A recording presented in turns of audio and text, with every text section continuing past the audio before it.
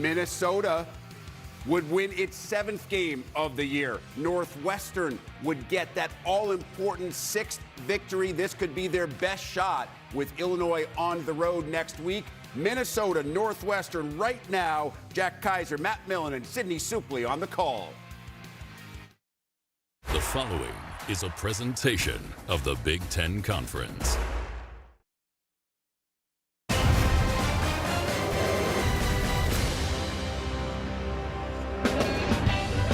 On a brisk Saturday in Wrigleyville, Chicago's most iconic sports venue welcomes football.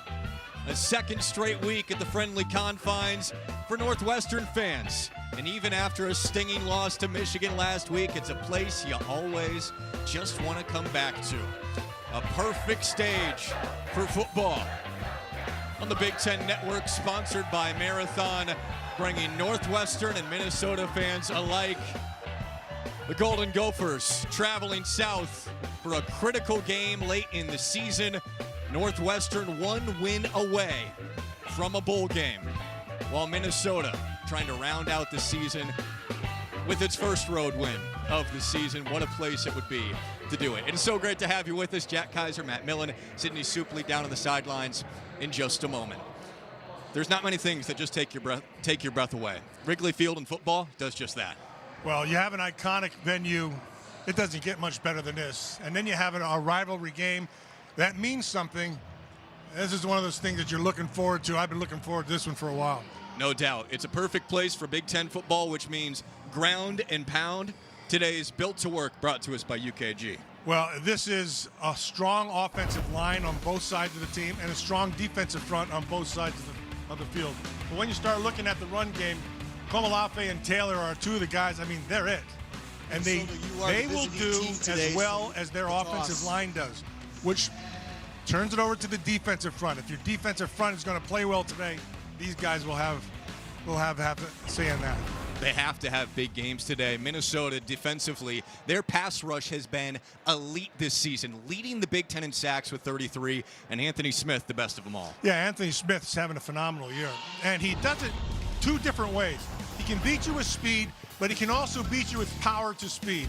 So if you're going to one-on-one him on the outside and just think that your tackle's going to be able to handle him, he'll get you with speed, and then sometimes he'll power through like you saw right there. He's an outstanding player, and they're going to need him today if they have to rely on that run game. No doubt. Smith in that pass rush. Today's Built to Work, brought to us by UKG. Mac Uline, terrific last week against Michigan. The defense played well. 5 takeaways against the Wolverines. Offense just couldn't close it out. Mac Uline's a leader. Mac Uline's a guy who's intense, he's intentional, and he is focused. I had a great conversation with him the other day.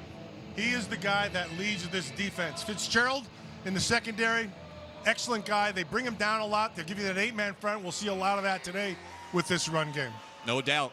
That's Matt Millen. I'm Jack Kaiser. Let's say hey to the third member of our team, Sydney Supley. Thanks, Jack. I have some extra friends here. It's a special day at the ballpark today where we're blessed to play some football. You guys said it best. The defense is both of these team strengths. And for Northwestern, they're going to have to do it without one of their key defensive linemen. Aiden Hubbard, one of the team leaders in sacks and tackles for a loss. However, Michael Kilbane has been primed for this moment. He's a true junior who's having his best season yet. And when I talked to head coach David Braun, he said he feels like this will be Kilbane's breakout game and could lead to him being one of the faces in the Big Ten next season. And for Minnesota, we recently learned about 2 of their defensive players who are out. Defensive back John Nestor and linebacker Devin Williams. The 2 of them have combined for over 100 tackles this season. But as Minnesota's defensive coordinator would say, this defense will run as one unit no matter who is on the field. Critical injuries for both teams, but this late in the season, Matt, got to play through it, find a way to win. Yeah, it doesn't matter. They're going to line up somebody. You got to beat somebody. Here we go from Wrigley Field. Northwestern will have the ball first, going for a critical win to get to bowl eligibility and 6 wins on the season. Preston Stone leading the Northwestern offense, the transfer from SMU. Matt, this week the theme for Stone has been positive urgency. He cares so much that sometimes his focus and energy will dip if he makes a mistake. He has got to play loose today. Yeah, for him, all he's got to do is find the open receiver and get the ball to him. You really want to make it as simple as that. Out of the pistol, play action. And Stone rolling right, throws over the middle and connects with Hayden Elegon. Should have let the ball come out a little bit sooner, but right on the money, the nice throw. I think he got Elegon down. Yeah, incomplete, and Elegon is injured. Sydney just highlighted all the injuries for both teams. This would be huge for Northwestern, already down Drew Wagner, who is their second leading receiver on the season. And Elegon expected to step into that role today.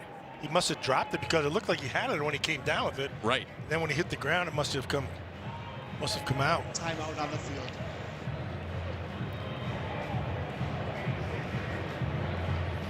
So on the first play for Northwestern, that is Elegon hit on the catch.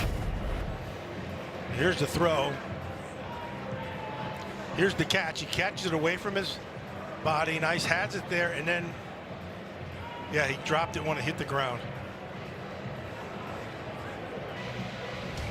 All right, Hayden Elegon, first play for Northwestern. Hit going to the ground and now going to the 10. Expected to be the #2 target for a passing offense that has struggled. We'll keep an eye on Elegon, but a critical injury to start.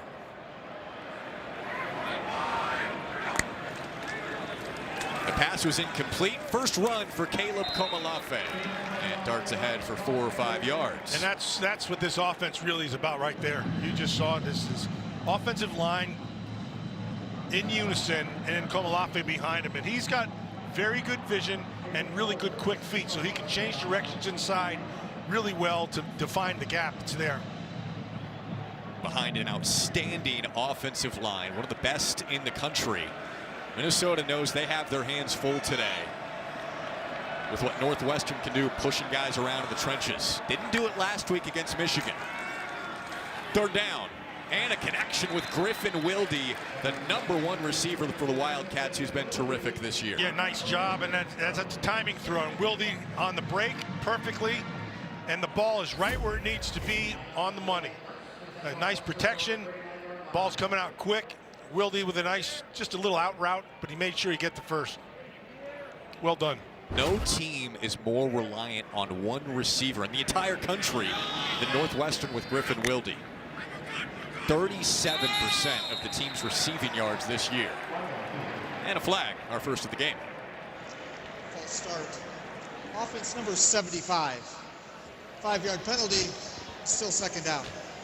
Yeah, it's interesting. So even the smartest guys still can't count to 2. It's on Martez Lewis, the right tackle. Just a little flinch. Yeah. Well, he went on 1. He called it on 2. That sounds like the inner defensive line. That's what I'd be telling him right now. Robbie Preckle in the backfield. Fake it to him, throw over the middle. And it's Wilde once again with a catch. Nice. Really nicely done. In front of the corner, just behind the safety. Safety drops down. I mean, it's not like this is speed or anything. This is what you're going to find is just really good hands and a good understanding of the passing game. He knows where to find the holes. They're playing a zone. You sit down right there. You can see Wilde, the percentage of the plays that he gets. You can view that as a good or a bad thing. He's been really productive, but the pass game may be a little too reliant on it. Big hole for Komalafe, and it's shut down very quickly. Emmanuel Carmo came flying in for the tackle. Yeah, you said it right. Carmo did a phenomenal job to close that gap. And this hole was wide open. We could see it from our vantage point here. And look at that. There's a big hole. And from inside out, here he comes. Well done. 10 tackles all season for Carmo. Linebackers are going to be pretty important today. Yeah, always. They always are. They control the game, really. You're controlling the front. And then you have your responsibility to fill your gap. And if you don't, you get in trouble. Komalafe, patient, has the vision, breaks it loose down the sideline.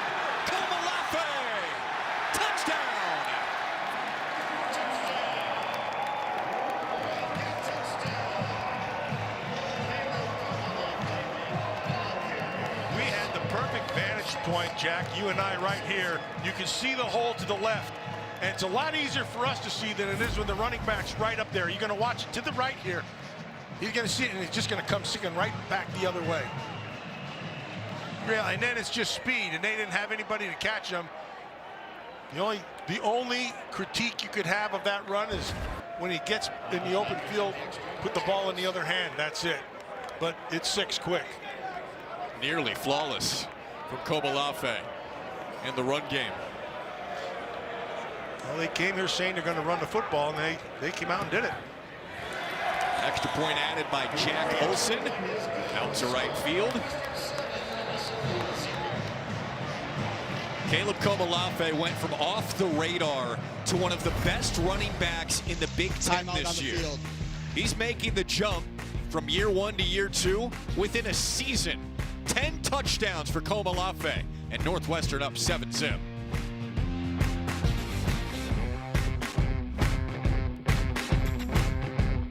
Underwood and Michigan. And here come the Wolverines. Look to keep their playoff hopes alive against Maryland. Maryland's defense is teeing off. Today at 4 Eastern, 1 Pacific on the Big Ten Network. Wrigley Field opened in 1914. First time that Northwestern played here back in the 1920s. 8th all-time football game at Wrigley Field. Northwestern's 5th game over the last 3 seasons at Wrigley. They were here last week, a gutting loss to Michigan. Lost by 2 on a last-second field goal. How do they answer? Opening touchdown drive. This is a well-coached team. Really well-coached. Return for Minnesota. And just past the 20, it'll be the first offensive possession for the Golden Gophers. Look at our scoring drive sponsored by Marathon. 6 plays, 75 yards, 46-yard touchdown for Caleb Komolafe. He has been so good in the second half of this season. He has been reading his line properly because Carcello and Berenson, they opened a massive hole on that left side, and he just took advantage of it. Great vision. Now the first time we get to see Drake Lindsey, the redshirt freshman, today. He doesn't have a huge arm, but it's an intentional arm. And he sees the field well. So his whole thing is about decision making. The carry for Darius Taylor snuffed out by the Northwestern defense. He's been accurate, and for the most part, Lindsey has taken care of the ball this year. Yeah, and I mean, don't forget he's a freshman. It's not an easy thing to do to come in this league against these defenses. He's getting a lot of things that he's never seen before, but he's a fast learner. He's a smart guy. And you can see through the tape, you can see how he's gotten better as the season's gone on. Empty backfield now. All kinds of motion. Got 5 receivers for Minnesota. Second down. Pitch it short. Here's Darius Taylor, the most dynamic playmaker for the Minnesota offense. Just short of the line to gain. So smart. Best coaches in the league will find a way to get their best players the ball. And so he has good hands. He's a good runner. He has good vision. So use them in combination, and that's exactly what they're doing. You saw the different receivers in this Minnesota lineup. Not a ton of multi-year productive guys, but solid guys on the outside. Third and short.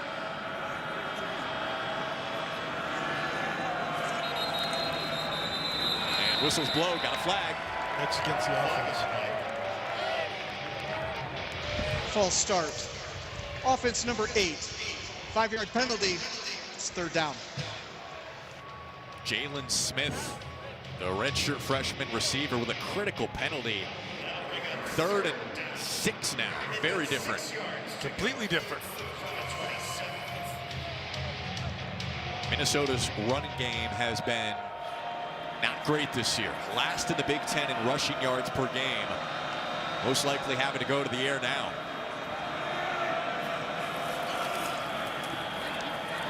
Lindsey, hang to the pocket, down he goes. What a start for Northwestern. Yeah, need to get the ball out faster, and that had to come out in the flat. That was the only thing that was open. And then Kilbane looks like he got in there 47, you're going to watch it. Oh, working against the guard. Nice job on power. He went from pure power to more power and then came back to the inside. Really well done. How about Kilbane making an impact right away with Aiden Hubbard, the top pass rusher, out for Northwestern. Kilbane with a sack on the first drive. That was a leverage sack. He just powered through him. It was a low line drive punt with Chase Farrell deep to receive and out of bounds. The Wildcats were gutted after last week. They're back at iconic Wrigley. Hard to beat this late in the fall. Northwestern up 7-0. Today's Impact Players sponsored by Auto Owners Insurance, simple human sense. Already seen a lot of Griffin Wilde on that first drive for Northwestern. Darius Taylor going to have a big day for Minnesota. Yeah, he's going to have to, and that's going to come down to that offensive line. And Nancy Smith on the other side of the football, we've already seen what he can do. And then Mac Uline, he's the core of that defense. So they got the players to be able to handle the workload. Northwestern back to it. Fake it to Komalafe, 46-yard touchdown. The last drive, what a catch. Wilde climbing the ladder with a flag coming in behind the play. That's going to be holding. Holding. Offense number 72. 10-yard penalty. It's still first down. Goes on Caleb Tiernan, who is going to play on Sundays one day. Got caught for holding here. Yeah, and you're going to watch him right here. And the problem is, he just snapped him down. That's a questionable call for me. It's a nice catch. It's behind him, and he went up to have to snatch it out of the air. But it's negated by the penalty. Tiernan's probably their best player on that offensive line. He's a big, tall guy. He's 6'7" and 3 1/4. Got an NFL body, and he'll be able to prove it at that next level. I think we have a clock issue going on right now with, as it stands, under 9 to go here in the first quarter at Wrigley. It's like about the bottom of the second. What'd you think? Game clock operator, please reset the game clock to 9:27. Play clock at 25 seconds, and both will start on my ready for play signal. Now it's the top of the second. Go back to the top. Yep, you got it. A beautiful day today, isn't it? Perfect. It's late November, mid-40s. That's pretty good for Chicago this time. Yeah, no wind. That's shocking. It's a light breeze out to right. Joseph Hyman in the game for Komalafe. 3 receivers right. And Stone will keep it. Pointing for a block, and Stone scampers out of bounds. Sydney has an update on Hayden Elegon. The block you just saw by Elegon, he is now back into the game. He went down on the very first play, spent a few minutes in the tent, and then was brought out by the trainers. He did a series of sprints, jumps, cuts before flashing them a big thumbs up and joining his team back on the sidelines. Massive to get him back out there. Zach Lujan, offensive coordinator, wants to get him the ball more this game. 6'4", big target to go with Wilde. Second down, Stone. Wilde once again. Nice by Wilde. He came back. He was covered. He came back to that ball, and that's the only reason it was a catch. If he doesn't do that, it's just going to be an incompletion or knocked away. Well done by Wilde. Nice protection. The ball's out. Now watch him come back to the football. See that? He had the inside position, Parrish. Coy Parrish, one of the best safeties in the Big Ten, maybe the country, with tight coverage, but Wilde and Stone at least set up third and manageable.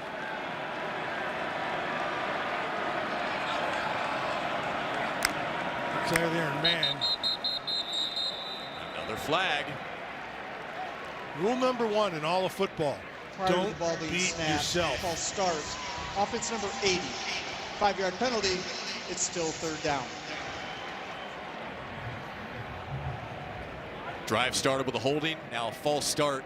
3rd and 7, there's so many options. 3rd and 12, not quite as much. You're going to change your defense as well. You're going to sit in the zone now. They're in man here. Elegon just, heck, he hardly even moved, but he did. A little rare for Northwestern, one of the least penalized teams in the Big Ten. Just 30 penalty yards a game. Yeah, you can see they're in quarters right now. Quarters are covered 2. Darted long, Stone. Over the middle, pass complete. Right around the yard marker. Ooh, it's close. Hunter Welsing got very close. Decision time for David Braun on the second drive for Northwestern. Yeah, he's got to take a shot. Nice protection again, and the ball's right where it has to be. Welsing stumbles forward, gets it short by about, well, I don't know, maybe about a foot.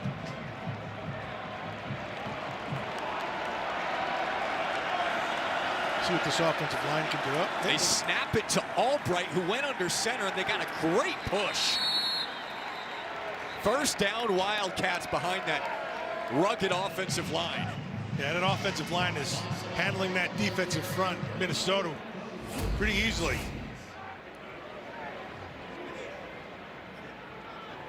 Yeah, they just kept, and then they kept on mauling them. Good job. You think David Braun was ready to go for this one? I think he might be a little fired up. I like Dave Braun. What a conversation we had with him yesterday. Phenomenal. He loves this team so much. And he loves the game. That's what I like. He loves the game. Hyman weaving ahead. Another strong carry on first down. Northwestern pounding forward. This offensive line is just mauling this defensive front. And this is a pretty good defensive front. Yeah, it's a defense that, you know, against the run, giving up just 115 yards a game. Those are good numbers. Top half of the Big Ten. I mean, they're not a bunch of stiffs, but they're getting handled pretty well by this offensive line.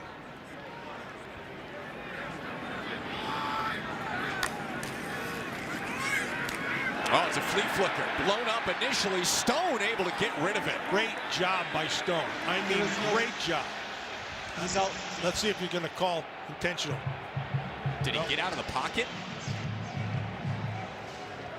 Got to be outside and at or beyond the line of scrimmage. The ball has to be. So there, see if he drops a flag. There is no foul. There you go. Intentional grounding. The quarterback was outside the tackle box. There you go. It's an incomplete pass. Second down. That's really impressive from Stone, able to get it away. Yeah, and he's exactly right. You have to be outside the tackle box, which is right here and right here. And he does, clearly gets out of him. And then you have at or beyond the line of scrimmage, which he does. Anthony Smith, Jackson Howard bringing the pressure to force the chuck from Stone. Another conversation. A Stone thrower, huh? That's what I heard you say. Stone's throwaway. Now he's dropping it. Okay. Changed their mind. Correction. The quarterback relinquished possession of the football. By rule, he cannot legally ground the football. Huh? Intentional grounding. Offense. Lost it down. We got to get Mike on this one. What was that? Good decision by the crew, because the college rule is that if only the person that can get outside the pocket and throw the ball away is the player that originally receives the snap. Once he hands the ball off, pitches it, that person does not have the ability to throw the ball away. So after discussion, a very good decision. Ah. So because of the flea flicker, that changed everything. Yeah. That's why Mike's here. Great to have Mike Pereira with us as always today. 3rd and 14 now. Stone, plenty of time, throwing for Wilby. Great throw. And a flag in there as well. The timing was gorgeous. I don't usually hear gorgeous on a football game, but I'll take it on that play. That was a phenomenal throw and a great catch.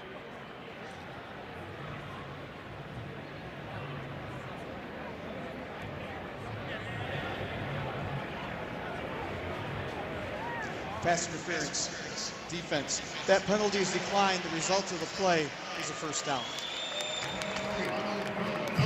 Precise route from Wilde. Yeah, it's a good route, but the coverage is really, now he held on to him there.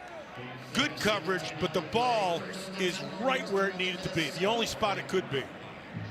Jayonte McMillan with the little tug. And when Stone is acting like that, talking a little bit of trash, starting to feel himself, that's when he's at his best.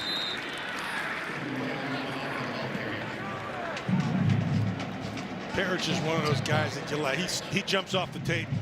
He's one of those guys that he's very active. He's another guy who's controlling the defense. You know, he's always talking and all that. But he comes ready to play. I like those guys. Made so many big plays already. Is just a sophomore. Parrish has been terrific with this Minnesota defense. And one of the best safeties in the Big Ten. Preckle back in the game. Down goes the center. The funny thing about the center, you can't run the play without him. Jackson Carcella might have sold it a little bit. Offside. Defense number 91. That 5-yard penalty results in a first down.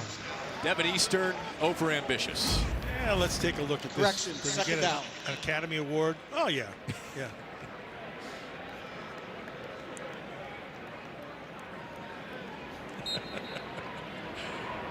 Yeah, Smith just trying to kind of calm down and move when the ball moves. No doubt Smith is the leader of that defensive line. Can't be giving away free yards to a Northwestern offense. It's gotten off to a great start. Avoiding the free rusher, Stone pointing, rolling, throwing, incomplete. And a flag comes in. Wilde draws it again. That was a good job by Stone to get out of there and then put the ball where it needed to be.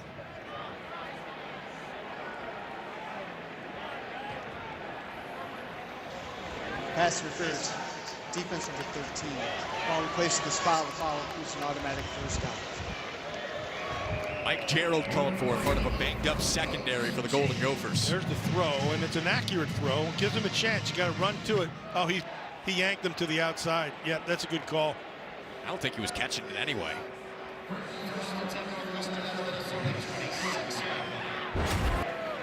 Yeah, you might be right. A little bit high from Stone. Penalty helps him out. Northwestern driving again. 46-yard touchdown from Komalafe on the first possession for Northwestern.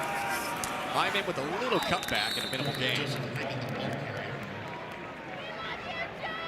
Northwestern does such a good job staying ahead of the sticks, even with some penalties so far today. And Minnesota cannot afford penalties on the defensive side. And Minnesota could really use a lot more offensive plays than just 3. You know, both teams are similar, but this is definitely the formula for Northwestern. Shorten the game, run the ball. Control it. Control the clock. Yep, you're right. Under 4 minutes left in the first quarter now. Second straight week at Wrigley for Northwestern. Throw outside and way off the mark. Timing out there with Elegon, who got held up by Jim. Right to left, whatever he wants to do. So a nice job by this offensive line.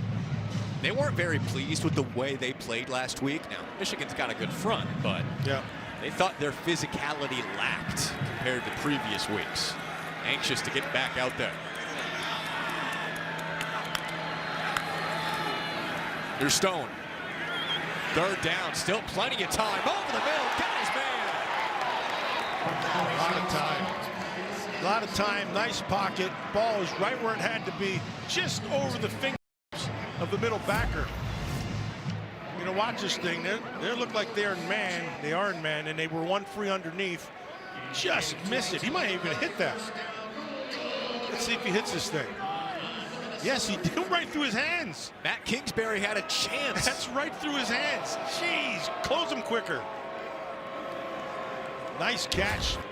Yeah, can't ask for better than that. Elegon sets him up.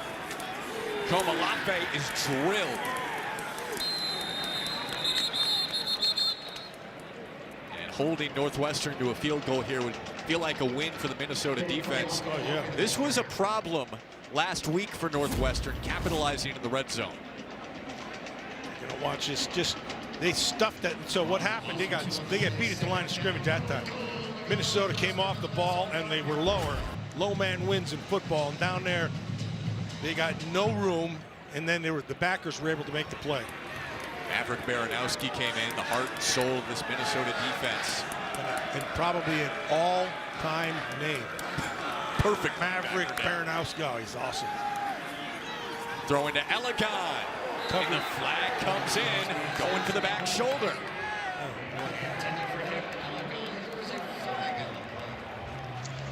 Pass interference, offense number 80.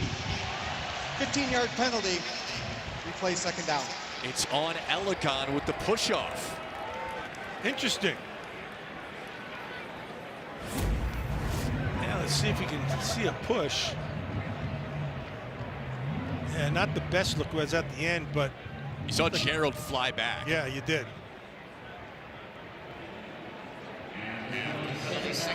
It would have had to have been with his right arm. And if he's going to make that push off, you better catch the ball. Well, again, red zone issues continue for Northwestern. Held to 3 field goals last week. That was they've been getting killed in the red zone. Ryan Bowe in the game, running quarterback that has not been used very much this year by Northwestern. They said they want to get him involved in the red zone this week just for a different look. Try something different. Able to pick up some positive yards, and back comes Stone for third down. Yeah, and it's third goal, so they're going to have to throw into the end zone. I guess they don't really have to, but you want to get 7 out of here instead of 3. But you want to get at least some points here. Going to be challenging 3rd and 11. Goal to go. Empty backfield. Stone going to the end zone up top. It's caught, but out of bounds. Incomplete. Let's see if he had 1 foot in before the other one was out. That's a heck of a catch there. Really small area to see. Let's see. That's contact before. No, he's out. He's out completely. Zaquan Bryant had it blanketed. Yeah. And Ricky Amarazi unable to get that toe drag.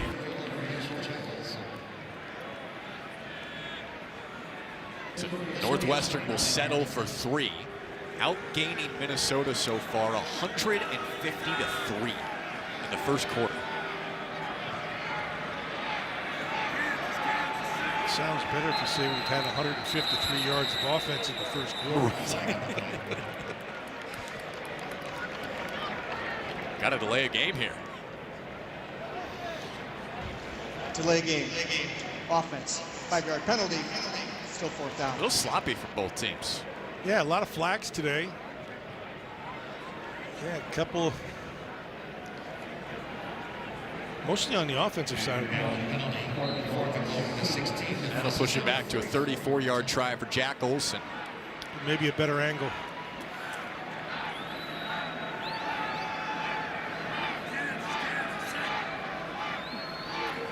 He's been awesome. 14 for 16 this year, and he drills it right through. All Northwestern here in the first quarter. Perhaps taking the red line to 6 wins and bowl eligibility. Football on the Big Ten Network is brought to you by Marathon, official fuel of the Big Ten. And by Auto Owners Insurance, simple human sense. Feels like everybody in this area grew up wanting to play for the Cubs. Apparently, Danny Collins didn't get the message. He was actually a White Sox fan growing up. At least he's got a Bears helmet on. You got to give him that. Yeah. Chicago area native. Northwestern off to a great start playing at the friendly confines. Minnesota back to it. 3 yards of offense so far, 150 for Northwestern. Oh, it's broken loose. He's got a shot. Coy Parrish. It's an angle. Down inside of the 5. Luke Akers saves a touchdown, but one of the best playmakers in the Big Ten has Minnesota in a great spot.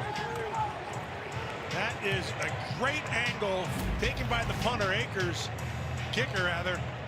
Yeah, he's off to the races right here. Now he sees it. Now go. Now he's got one guy to beat, and this, his only friend, 11's friend, is the angle, and you have to calculate that on every step. And he did an outstanding job on it. Would have been Perich's first career return for a touchdown. But the kicker, Luke Akers, saves it. We'll see if Northwestern can pay it off, holding Minnesota to a field goal. Taylor the carry, met immediately, and a 2-yard gain. Mac Uline, no surprise in the tackle. Yeah, Mac Uline, he got drilled on that. He came from a place of no power. Sometimes as a linebacker, if you're starting to move laterally and that running back is going forward, you're gonna take a little bit of the damage, and he did on that one, but at least you got him to the ground. You don't have to snap it before the end of the first quarter.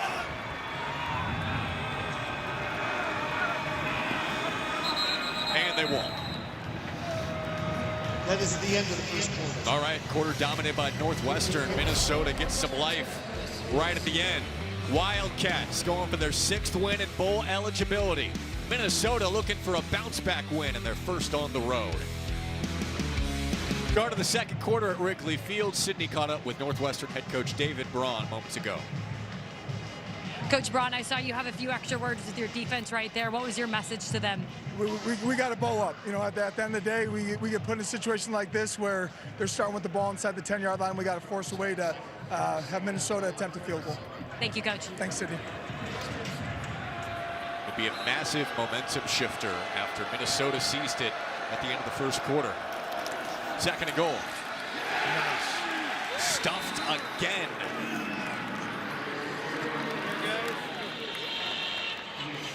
And Minnesota has really struggled to run the ball this year. Well, watch Fitzgerald, number 6. He comes down fast. He's a safety, strong safety, but he could be a backer.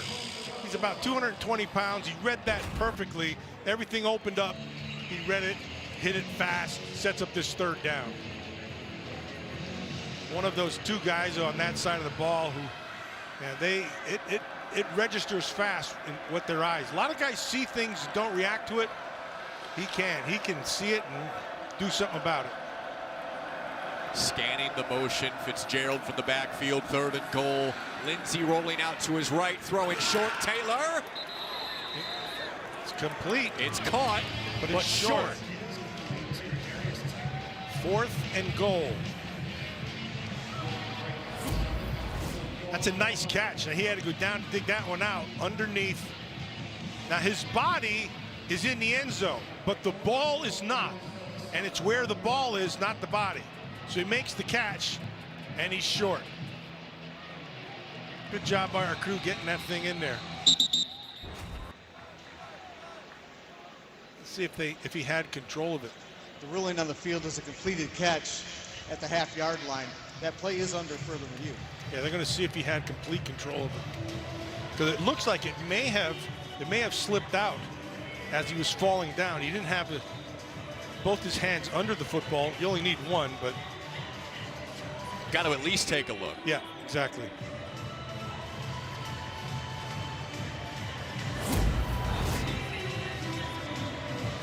So he has control there. Ball's there. Let's see if he controls it through.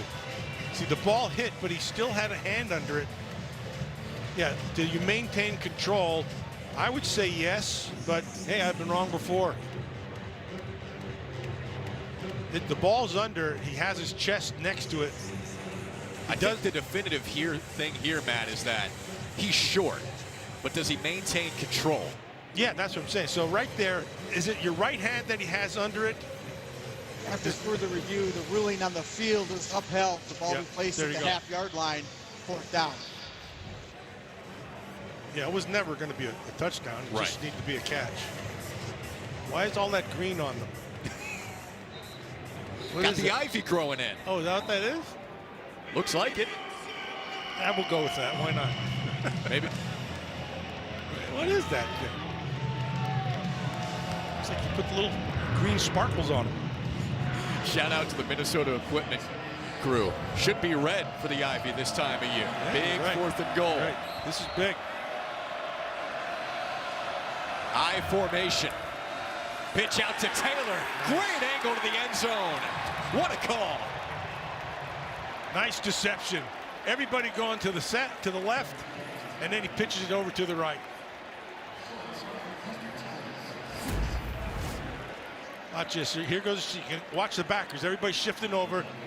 Everybody to the left side. Taylor to the right. Well done.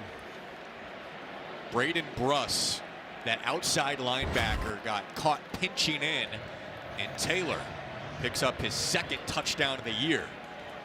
Bruss wasn't the only one. There's a lot of guys pitching. Whole defense was flowing that way as Denneberg barely sneaks it through. Yeah. All the points have been scored on that side of the field. Big kick return from Coy Parrish, setting up the touchdown for Taylor. And Minnesota right back into it at Wrigley.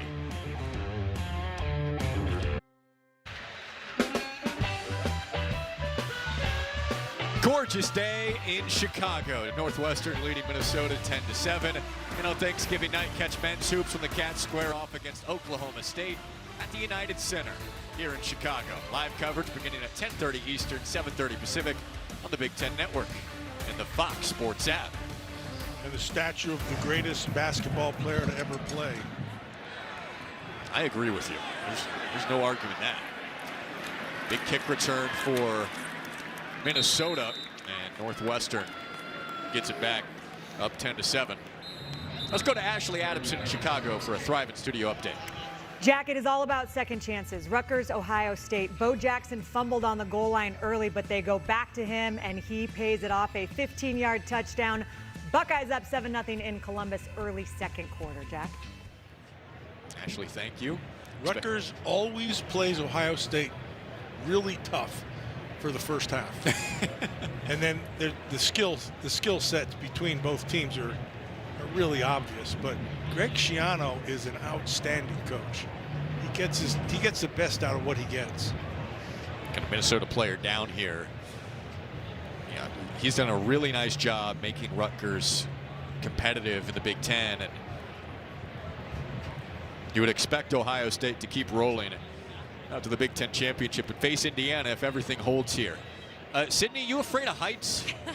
Not at all. When the view leaves you speechless up here, I'm in the scoreboard of Wrigley Field, which actually feels like I've been taken back in a time machine, as this scoreboard was built in 1937. It's one of the last in the MLB stadium that has to be hand changed. Darren over there, he's one of the members of the crew for this Wrigley staff who's been working here for over 30 years. But I think my favorite part right now is the fact that this used to be a red brown, but it had sun glare, so the players complained about it, but now it is the iconic Wrigley ivory green. So this is a piece of history, and we're all lucky to witness it here today. Yeah, looking like the Ivy right now until it was painted green. Don't lean too far out, Sid. Sid, that Ivy's the same color as your hair. I love the detail, though. They even put the different Big Ten football scores up on the scoreboard. They've really embraced the entire theme of football taking over the stadium. Even the famous W flag changed out for Northwestern flags.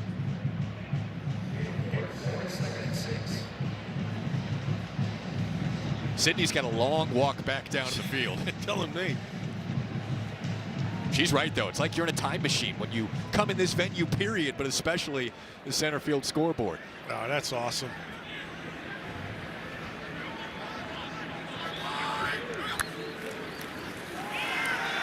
Stone rolling out after the fake to Komalafe. And on target once again for what appears to be a first down. Griffin Wilde, no surprise, he continues to rack up the receptions for Northwestern so far. Wilde doesn't have great speed, but he gets open all the time. He does a really nice job of getting his body in the right position.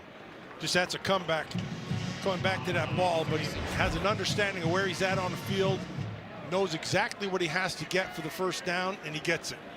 Northwestern loves to hit him on play action like that.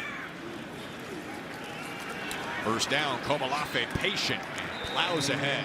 He has been able to get vertical so many times already this game. He's got, like I mentioned this before, he's got really good vision, but you saw right there a little bit of stutter step right in the middle of his run. Watch this, right there.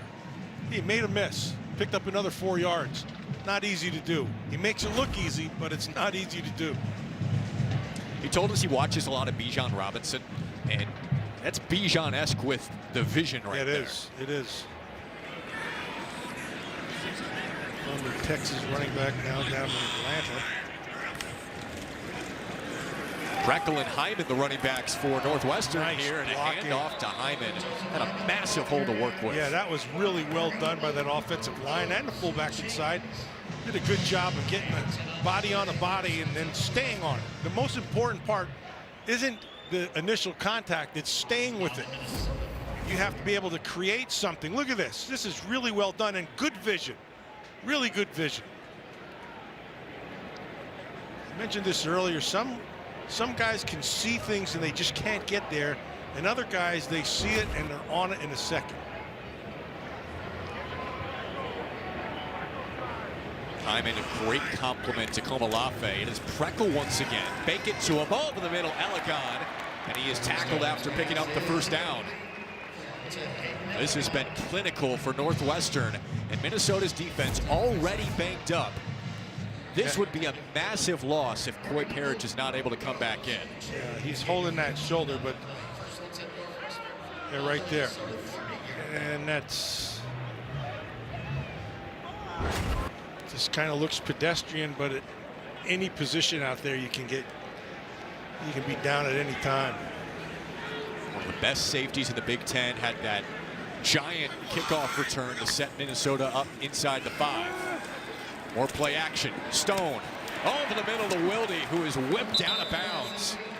Northwestern can't be stopped right now. I'll tell you what, Stone is chucking the ball really well. He is really throwing well and accurate. And Wilde is, you look at him, he's not really fast. He must be faster than he looks. But he's an excellent route runner. He knows where to make the break, and he's getting in front of these guys, the DBs back there, and getting separation out of that break.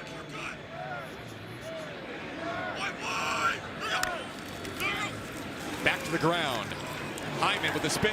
Flag comes in. To hold. Still on his feet. Looks like Northwestern will be behind the sticks for the second time this game in the red zone.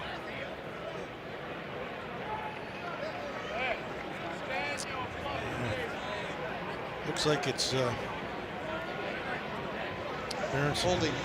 Offense number 60. 10-yard penalty. It's still first down. Yeah, and you could see it. He got him right here. And so sometimes, I got to tell you honestly, sometimes you want to move your hand. You're telling your brain to move your hand, and your hand won't move. It's the weirdest thing. I suspect that's probably what happened to him. I remember having my hand on the guy's face mask going, oh, it's a face mask. Get your hand off his face mask. And here comes the flag. You got a lot to think about out there. Come back to Elegon, makes the catch. Stone is on fire. He is so accurate right now. He is not missing a throw. That was dead on where it had to be. Watch his throw. The only place it could be. He leads it. It's right there. Perfect. Really well done. He had a terrific season 2 years ago at SMU. Preston Stone did. Benched for Kevin Jennings. It's been up and down for Stone this year, but looking sharp. On the sideline now with Ryan Bowe in the game. Bowe will hand it off to Hyman. Looking for the edge. Strung out beautifully by Minnesota. Probably should have kept it because he had the flow, which means there are less numbers on the inside, so he probably should have kept that ball and gone upfield. But Hyman ran into a bunch of numbers on the outside. And a different look for Northwestern using Ryan Bowe for the first time in over a month. inside of the red zone, but both plays he's been out there, it's been second and a mile. Haven't seen him at short yardage yet.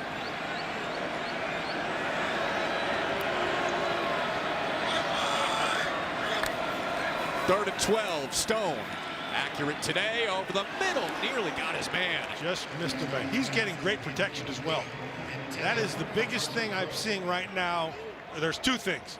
So the protection by this offensive line, you're giving Stone the time, and Stone has been deadly accurate. Now this one he misses just by a little bit. He's throwing in between. Oh, that's still a well-thrown ball. Carson Grove just a step behind it with Kerry Brown in coverage, or the closest to it.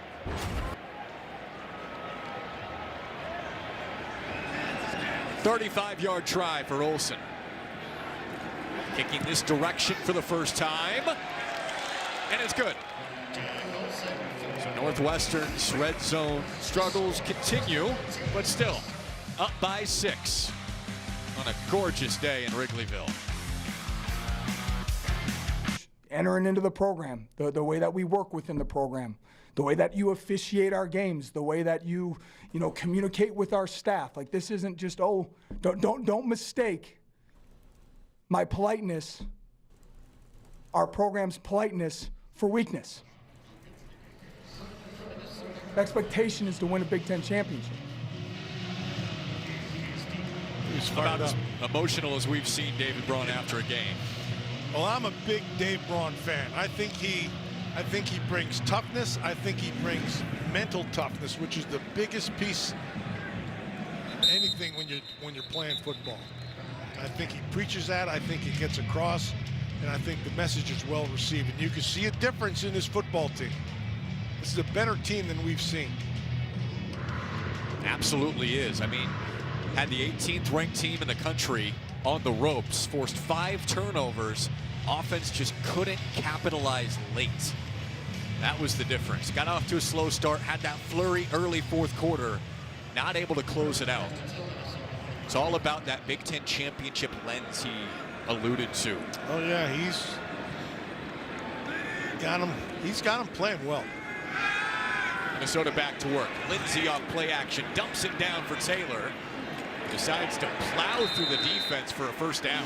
That's okay. As a defender right there, the most important thing is, doesn't matter how it looks, just get him down. That's the most important thing on a tackle. If you have great, perfect form and you miss the tackle, who cares? Nice job getting him down to the ground. Josh Fussell able to wrestle him down. Second-year starting corner for Northwestern. Pretty veteran group on the defensive side. One of the reasons David Braun has been so high and passionate safety dropping about down this team. It's a run play going right at the safety. Fitzgerald not able to make the tackle. He missed it. Fitzgerald. Feme Ichaboy rolls ahead. And still ahead. Bryce Underwood of Michigan look to keep their playoff hopes alive against Maryland. Then Illinois battles Wisconsin under the lights at Camp Randall. It's all coming up on the Big Ten Network and the Fox Sports app. Fitzgerald on that last play dropped down into the second level. Essentially became a linebacker, read it perfectly, missed the tackle. He's not going to miss many. No, he doesn't. He's usually dead on. 15 of them, a career high last week against Michigan. Ichaboy bounces outside, another first down for the Golden Gophers.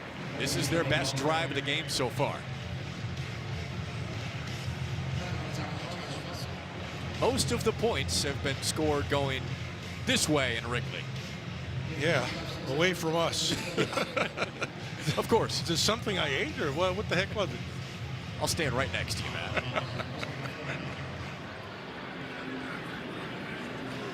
Glad to have you with us. Awesome day at Wrigley. Second straight week Northwestern playing here. Trying to get to bowl eligibility in a 6th win after a 2-point loss to Michigan last week. Lindsey, deep drop, going deep, down the field, and incomplete. Yeah, he missed it.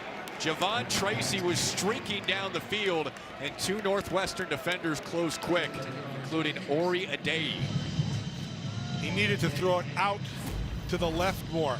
He threw it more down the middle. Tracy has a chance now. Throw it to the left. See how he comes back. He gives you a defender a chance. That was almost picked. Nice job, though, by that offensive line, giving him protection. Here's the throw. Good protection there. That would have been an all-time pick if he hauled that in. Yeah, almost had it. It would have been a one-hander. Flags come out. False start. There's a few of them. False start. Offense number 65. 5-yard penalty. Still second down. Yeah, take your pick on this one. They both those guards were moving. Somebody got them mixed up there. Both the guards 65, 74. And throw a tackle in for good measure. 3 of the 6.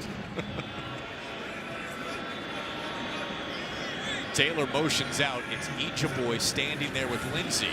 Throw to Taylor, and he drops it. Can't do that. He had nice blocking in front of him. He could have split that and had picked up maybe at least 5, but who knows how many. But you can see how Minnesota wants to get him involved in a lot of different ways. Yeah, you have to. I mean, he's their playmaker, right? Look at that ball. Look at that. Open up in the middle. You had your blockers in front. You're going to at least pick up 5 yards. And then with him running, his running ability, who knows what you're going to get. 3rd and 15, not what you want to be in. They're going to probably play him in the zone. Keep everything in front of them. Looks like quarters here. It could be quarters, maybe 2. Northwestern runs a ton of zone. Pressure up the middle. Lindsey rolling right. Throwing open man. Inside of the 40. And a first down for the Golden Gophers with Lemeki Brockington. Brockington. Awesome name. John Brockington from the Green Bay Packers. That's what I think of right away. This kid does a nice job of making sure he gets the catch. That's the most important part of it.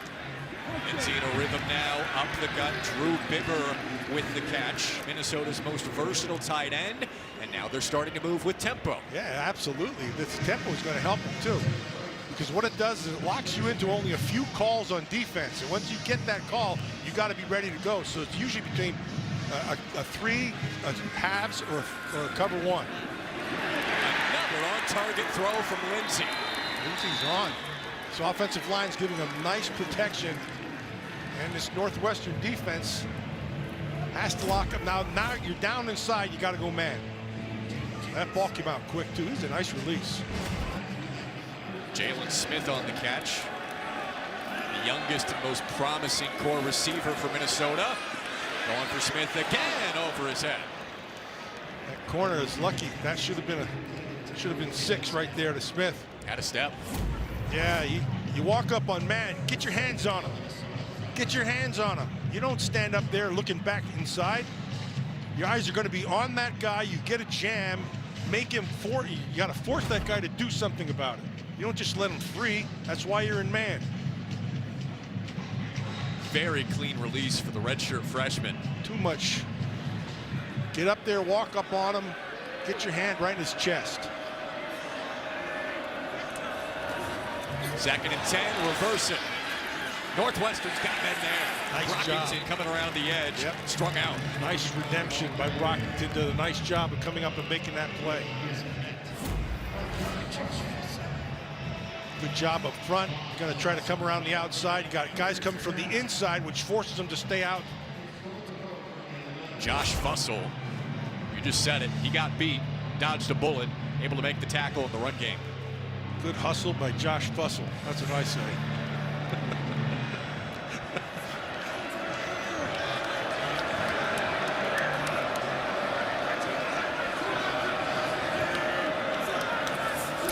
Fussell comes pressure off the ball. Pressure, Lindsey throwing. Fussell in coverage. Flag comes out. Anto Saka retreating back as well.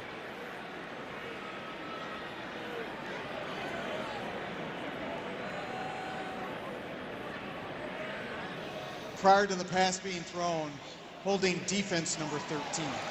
That penalty is enforced half the distance to the goal line and includes an automatic first down. Good bad, and the ugly from Fussell on the last 3 plays. Yeah, He got all three. Good protection, like you said. He's getting chased. Ball's up. Now there's...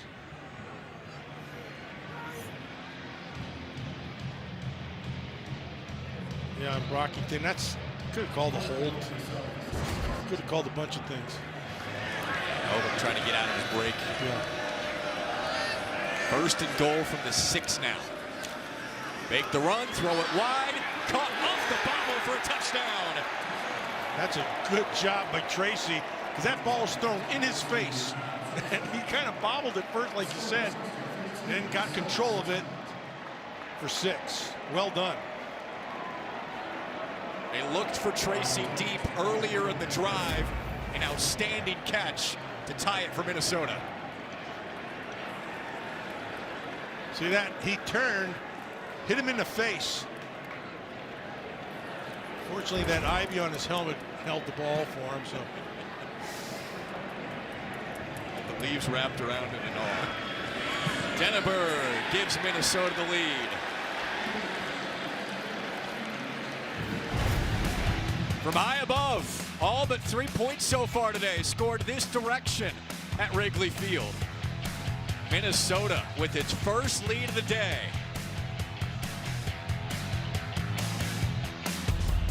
Are you fan enough? Sponsored by Dr. Pepper. It's a pepper thing. I think these fans are fan enough. I think they're a fan of penalties today. I think we've had 12 of them so far. Don't be so negative, man. No, that's a positive thing. I'm an old Raider, don't forget that. Awesome crowd, awesome venue. The transformation here over the last month has really been unbelievable since the end of the Cubs season. Northwestern gets it back, trailing for the first time today. The offense for the Wildcats has been terrific. Stalled in the red zone a couple of times. Right now, secure an early Black Friday deal with promo code SAVINGS25 and get 6 months of Big Ten Plus for just $4.99 a month. To access hundreds more events across the Big Ten, scan the QR code on the screen or go to BigTenPlus.com and make sure you enter SAVINGS25 when selecting a monthly pass at checkout to take advantage of this offer. I do that every year for wrestling. It is the best that you could get. The Big Ten wrestling is phenomenal. You and our producer, Jeff Sermon, wrestling's biggest fans. First down run for Northwestern. You think that maybe with the way Preston Stone is throwing it here, yeah, let him cut it loose a little more. He's been deadly accurate. The ball's coming out fast. He's been getting time by this offensive line. 2 minutes right here. Heck, let him go. Get down the field. What do I know? I'm just some old guy sitting up here talking about a game. That's former Penn State All-American Matt Millen. How good that does, yeah. Under 2.5 to go. Stone to throw. Lofting sideline over the head of Wilde. Very strong coverage from Minnesota secondary. Kerry Brown at nickel. You're going to get good coverage on Wilde. He's a good receiver. He's not that fast, so he's coverable. So he's going to have to always make contested catches, and you have to be accurate with the ball. And so far today, they've been pretty accurate. Stone 10 for 14, 131 yards. No touchdowns yet, but he has moved Northwestern down the field consistently. Test here on 3rd and 7. Stone rips it, deflected, and Minnesota gets the stop after the touchdown. He was going for Wilde again, who was open, just a little out route. Making that throw, see right, just that little out route, just turn around. So he had a chance to turn that thing up. He only needed to pick up maybe 2 yards after the catch. But they brought that safety on a blitz. They were able to get that knocked down. That was a problem last week against Michigan for Northwestern, the batted balls. Yeah. Zach Lujan said the pocket was collapsing too much. We got to hold firm and give Preston Stone some more space. Parrish, big kick return today. Back out there after going off the field with an apparent injury. Great to see him back on the field for Minnesota fans. A solid punt return. Giving it back to the Golden 2 Gophers minute with 2 to go in the timeout. first half. Northwestern takeover at Wrigley Field. Coming up, stick around for the halftime report sponsored by TIAA. Rick, Jerry, Brock, they've got you covered. Man, that is a massive game with USC and Oregon coming up. If USC wins out, it's going to be hard-pressed to keep them out of the college football playoff. It's going to be interesting. There's always a twist every year. I don't know how it happens, but it always happens. Last 2 weeks, you feel like you have a big picture on things.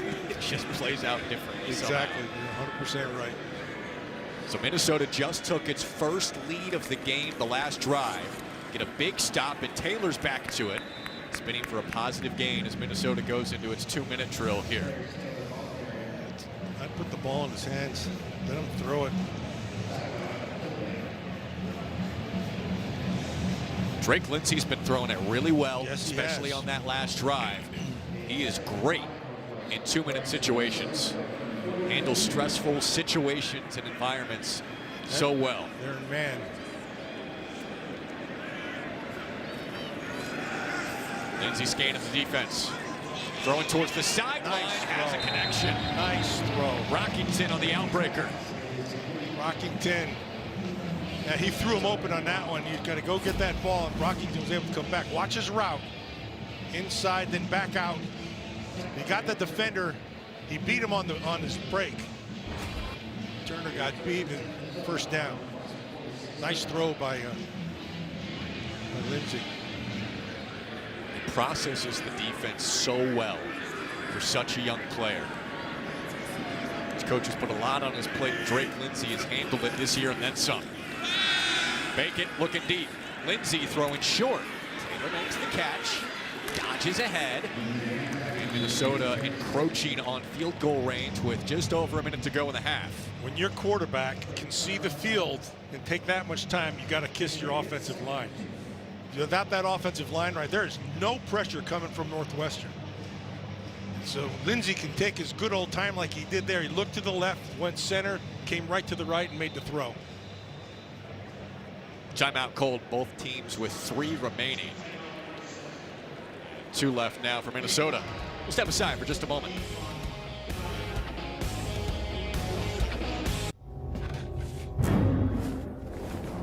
I can't afford to overpay.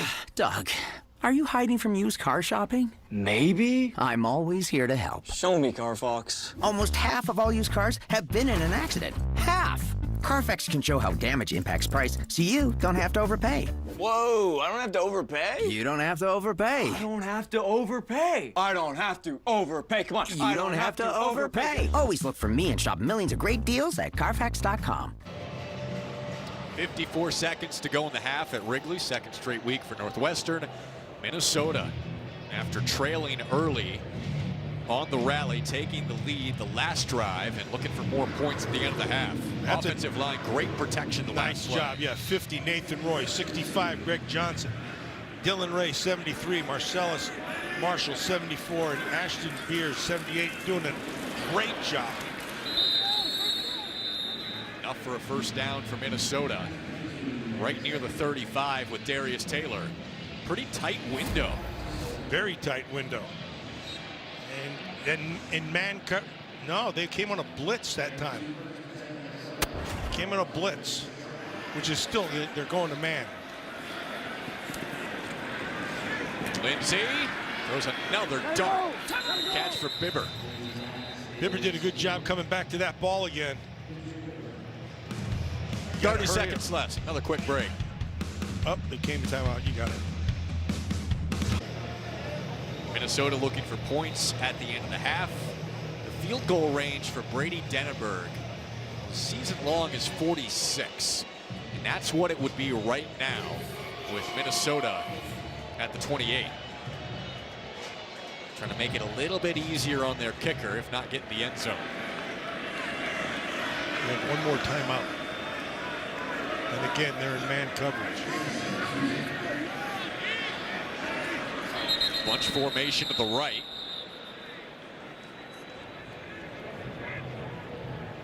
prior to the ball being snapped. And guess Team what? Timeout. We'll take another break. Northwestern, their first of the half. Now they got to go to the end 30 zone. seconds. When you fire up Big Ten Plus, you get more game, nonstop, around the clock.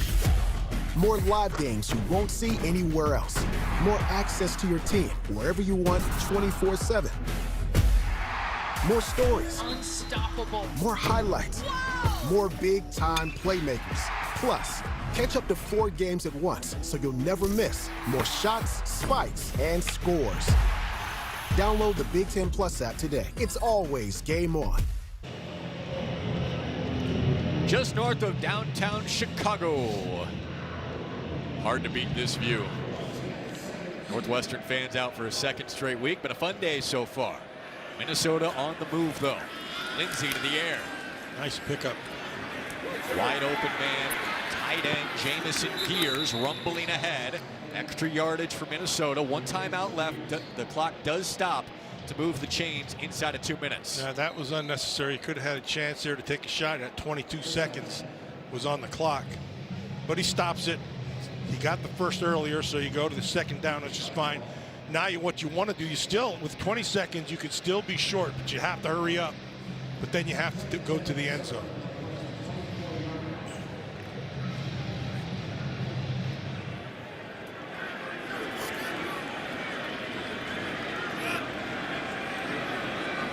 Taylor always a weapon in the backfield with Lindsey. Second down. Lindsey going long towards the end zone. Catch for Tracy. Muscling ahead. Touchdown. Great throw, great catch. Tracy, he was covered too. But he powered through that ball. Timeout. Looks like they got somebody hurt in the end zone. Let's see, look at this ball. Perfect throw. Latches it right there. Oh, really well done. And he tried to rip it out, but he held on to it all the way through. Did the ball cross the plane as his knee went down? So close. Yeah, it was in.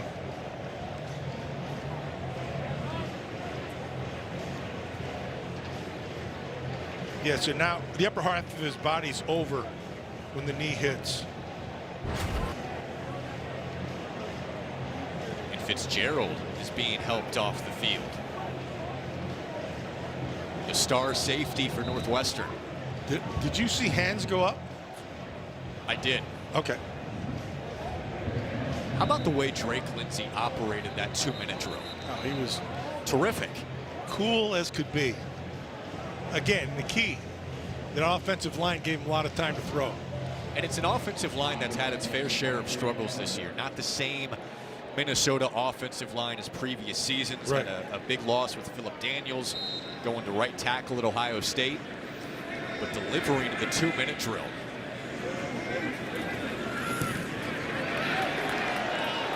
Denberg makes it an 8-point game. This game started really slow for P.J. Fleck in Minnesota. They've scored 14 unanswered now. And they're controlling the line of scrimmage, as is Northwestern's offense. They've been controlling the line of scrimmage as well.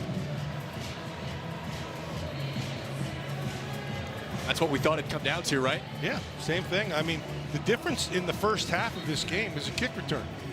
That's it. Because both offenses have moved the ball pretty well. Yep. Coy Parrish got it down inside the 5.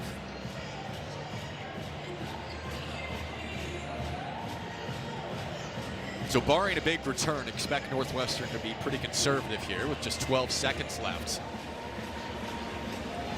And it'll be Minnesota's offense to get the ball first to start the second half, too. Wouldn't surprise me if he squibs it down to about the 10-yard line.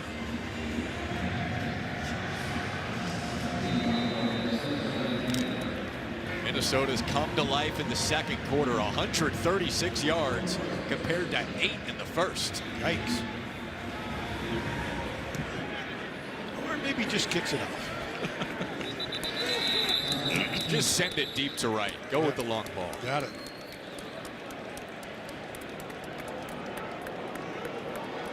All right, biggest takeaway from this first half, Matt? The offensive line play. To me, both offensive lines have played very well. Neither team has generated a pass rush, which means if you're going to get something, you're going to have to come with numbers, which means blitzing. And in the passing game, both quarterbacks have been dead on. And Stone had a really good day, but Northwestern stalling on its last drive. And that'll do it for the first half. Minnesota impressively jumps ahead after trailing 10-0 right off the jump. And David Braun's crew's going to have to come from behind again if they want to reach their 6th win and clinch a bowl appearance in their final home game. Yeah, 2 well-coached teams. PJ Fleck got these guys where they've always been. Dave Braun's same style. Let's go to Sydney with PJ Fleck. Coach Fleck, nothing but poise from Drake Lindsey at the end. How much momentum did your offense just give your team? Well, just want to know every single play. You know, we didn't have many plays in the first quarter. Great resolve on the sideline, great poise. Defense got some big stops. You know, they started really fast, unfortunately, and just this is what this team's all done all year is the resolve, the bend not break. But we got a whole half of football to play. It was really good to get to win the first 4 of the middle 8, but now we got to come out and win the next 4 of the middle 8. Thank you, Coach. You bet. Yeah, critical drive for Minnesota coming up to start the second half. Northwestern got off on the front foot, now trailing by a TIAA halftime report coming your way with Rick, Jerry, and Brock.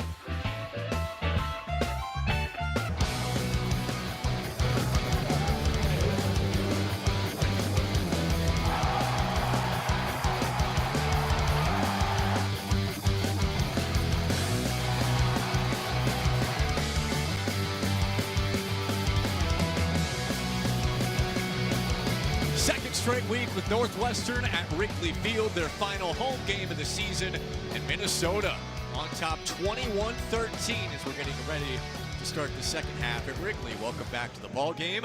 Jack Kaiser alongside Matt Millen. Matt, both offensive lines in that first half were outstanding. You're telling me, and because of that, we've had some big runs, but we've had a lot of time for the quarterbacks to throw, and so they've been able to get back there and take their time and read the field, which is really rare.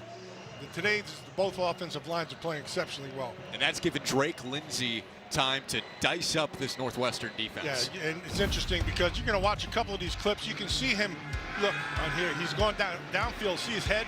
He moves from right to left, lots of time. Not all the time are you able to do that. Another time here, he just wait for the deep route. It allows you, because you have much time in the pocket, to be able to scan the field again and make the throws. Again, a deep throw down the field, all because that offensive line has been tearing it up. And that's not only just for them, on both sides of the ball. Look at Lindsey's numbers today. First 4 road games. Now you have to take into account the competition they were playing. Sure. After Cal, you've got Oregon, you've got Ohio State, you've got Iowa on the road. Northwestern on the road today. Drake Lindsey is looking like a future star in the Big Ten. Oh, he's, he's taking advantage of the protection that he's been getting. 130 yards in the first half, 2 touchdowns, 80%, 81%. That's killing it. No doubt. All right, let's go to Sydney, who chatted with both coaches. Well, Coach Braun's message was simple. They came out firing, and he felt like their defense got quiet. He wants to overemphasize communication when it comes to third down. He said that's when we have to be our loudest. We have to put the ball back into Preston Stone's hands and just focus on doing our game. He said finish strong is exactly the message I gave them. And for PJ Fleck, he feels like his team is coming off of a lot of momentum. He can feel that Drake Lindsey is hot and rolling, so he's challenging the defense as quickly as they can make the tackle, allow their offense to get back on the field. Interesting. When you start talking about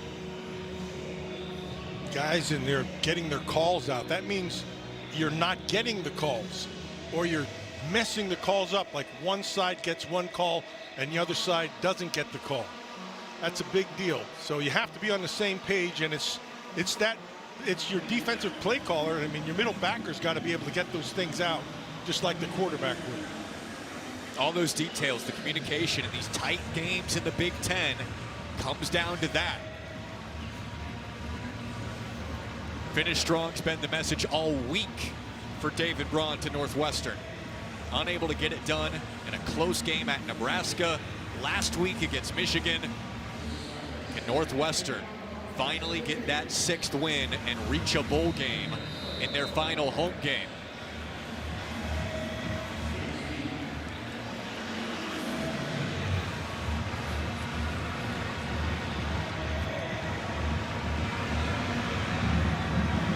Second half starts now at Wrigley. Minnesota scoring the last 14 points, getting the ball first. Boy Parrish breaks loose initially again. A massive return inside of the 5 in the first half. Now Northwestern has struggled here, specifically 0-7 all-time in Wrigley games, going back to the early 1900s even. This might be the last one too, with the new Ryan Field being built.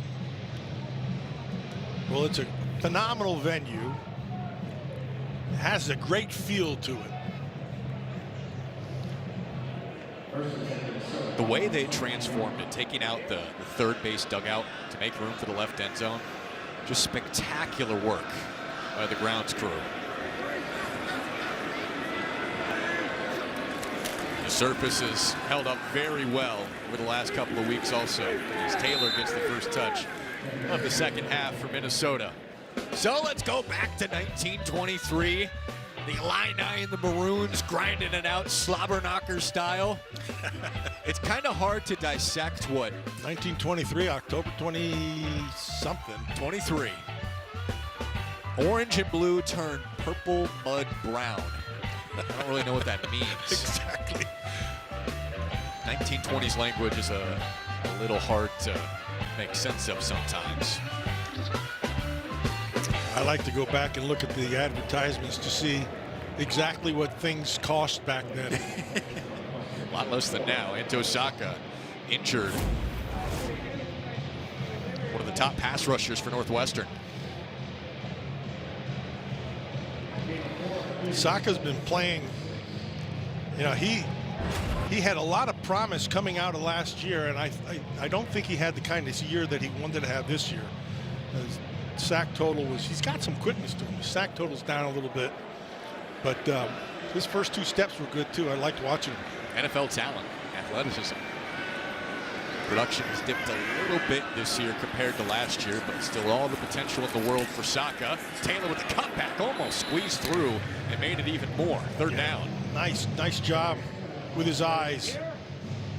A nice little cutback there, like you said, get everybody flowing, and then once you have that, you have a tiny window right there. He's got to take advantage of it. Just a good job by Fussell to be able to at least trip him up.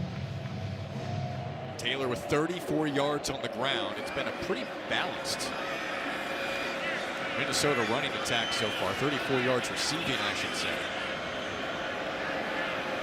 Taylor's been limited in the ground game. He's in the Wildcat here. Dodges one. Third and short.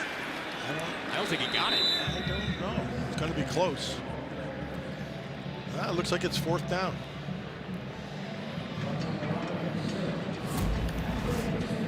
They're going to punt it. Oh, nice. That's a nice job by Fitzgerald dropping down there. He's been very active today. He has. He missed a tackle early in the first half. And remember that. He hasn't missed one since. Yeah. Fitzgerald's got some good size to him too. About 215 pounds, about 6'1". Good safety for the next level. Minnesota will punt it away. Northwestern gets the stop. It was hoping for. That ball's loose. And Minnesota's got it. Alan Suk up the long snapper, ran all the way down there. The puff was muffed.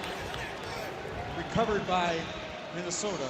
That was not a good decision to try to catch that ball. When those balls start to fade quick, you get away from it. See how it's starting to fade underneath? Not good. Chase Farrell is back there for the first time this year. Drew Wagner, the normal punt returner, out with injury. He never even got his hands on it. Went right through his arms.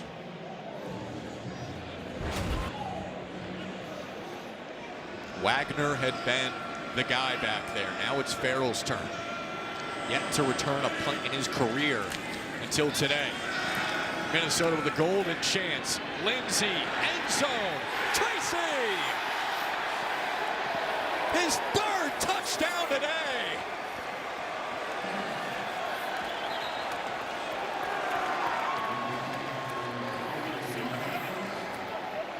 Lindsey did a nice job being able to find him and then making that throw.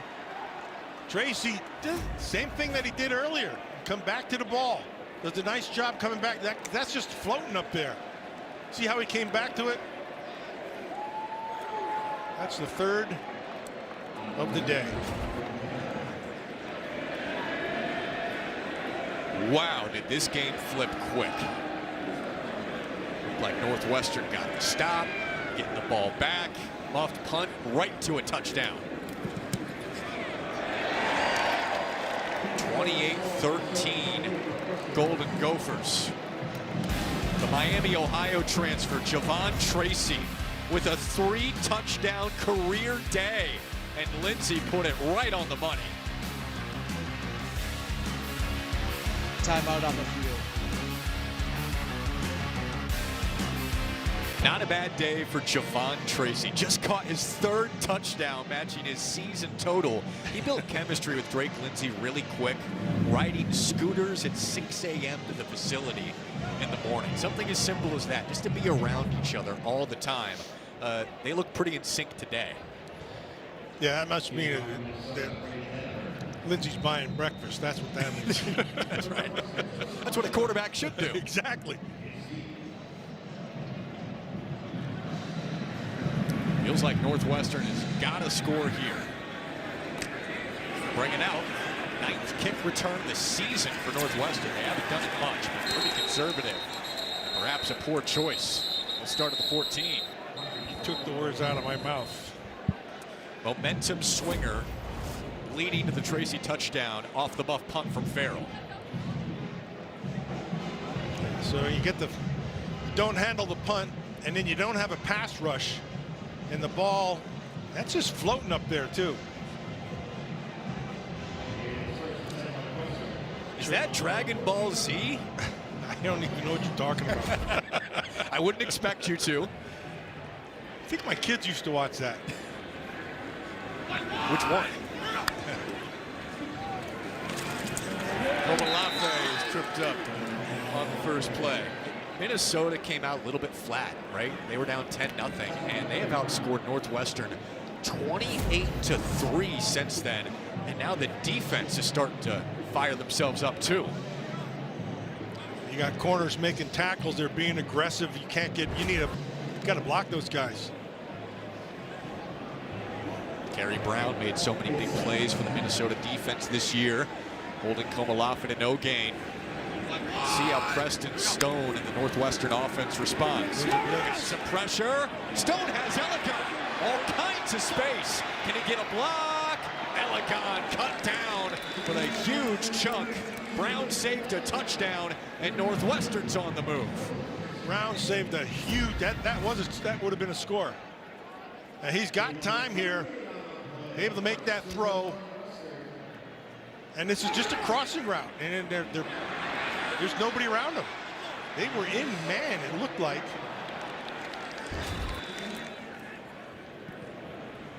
Minnesota plays a ton of man coverage. They blitz quite a bit. And Stone hanging in the pocket burned him. There's another blitz. Up the gut. Has a connection with Ricky Amarazi. He's been an occasional big play target this year. 18 yards a catch. And nice pickup on first down. Again, I go back to this offensive line. Both these offensive lines have been, so it's one of two things. Either the offensive lines are playing very well, or both defensive lines are not. Usually a combination. Probably a combination, yep. Albright motions to the end, go the other way with Komalafe. Squeeze through the hole to pick up the first down. Komalafe opened the game with a 46-yard touchdown run. Quiet sense.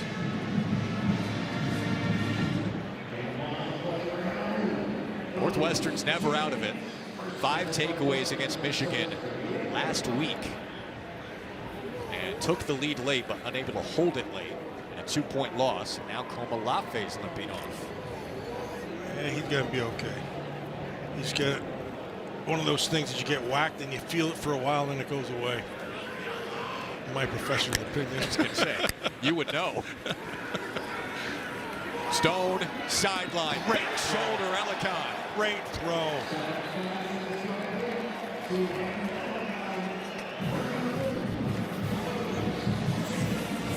Yeah, watch this throw.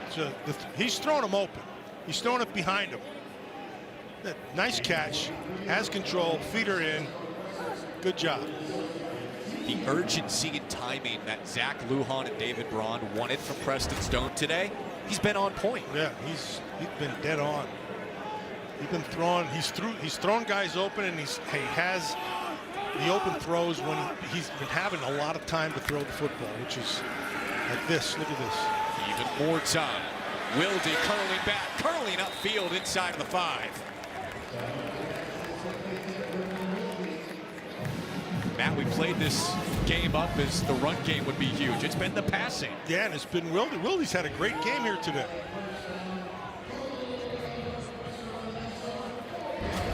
He got up a little bit.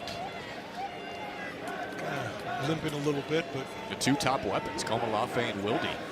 So we'll keep an eye on them. Komolafe's back out now. First and goal for Northwestern after Wilde's 7th catch of the day. Ryan Bowe into the game, running quarterback. And he stood up immediately. That was a nice hit. That was a standing hug. Yes, it was. Matt Kingsbury wrapped him up. Kingsbury shoved his face right in his face. Watch this. Right there. There you go.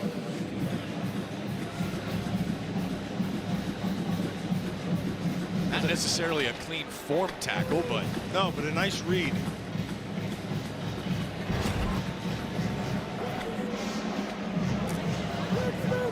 Kingsbury steady alongside Marinowski, linebacker this year. Stone back in I formation. Komolafe's cut down. Multiple Minnesota players right there. Marinowski this time, the other linebacker. Marinowski. That's really good.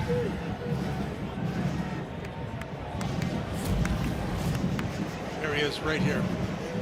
Everything happens a lot quicker down on the goal line. So as soon as it happens, you have to pull the trigger, and you got to go.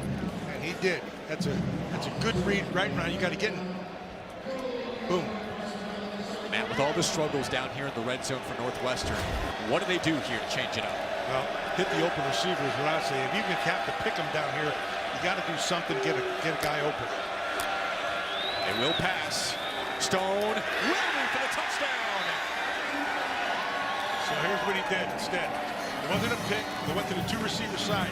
He took the outside receiver and took him more vertical so he could clear that out underneath because they were in man coverage. Once you get the defender on your hip, it's just a matter of the throw. So watch this. He's going to take him up, right? Now you get rid of him. You come back underneath. As long as you get that guy on your hip, the throw is what has to happen. It was a perfect throw. That's basic throws like that are from high school. They're going for 2. Preckle coming around the edge. He got it. Good blocking. Really good blocking. Everybody was on their guy. The swings in this game have been wild at Wrigley so far. Well, you just said it. You said they have to score on this drive, and they just went right down the field. Look at this throw. Nice catch. Nice throw. Threw him open. Really well done. Good blocking.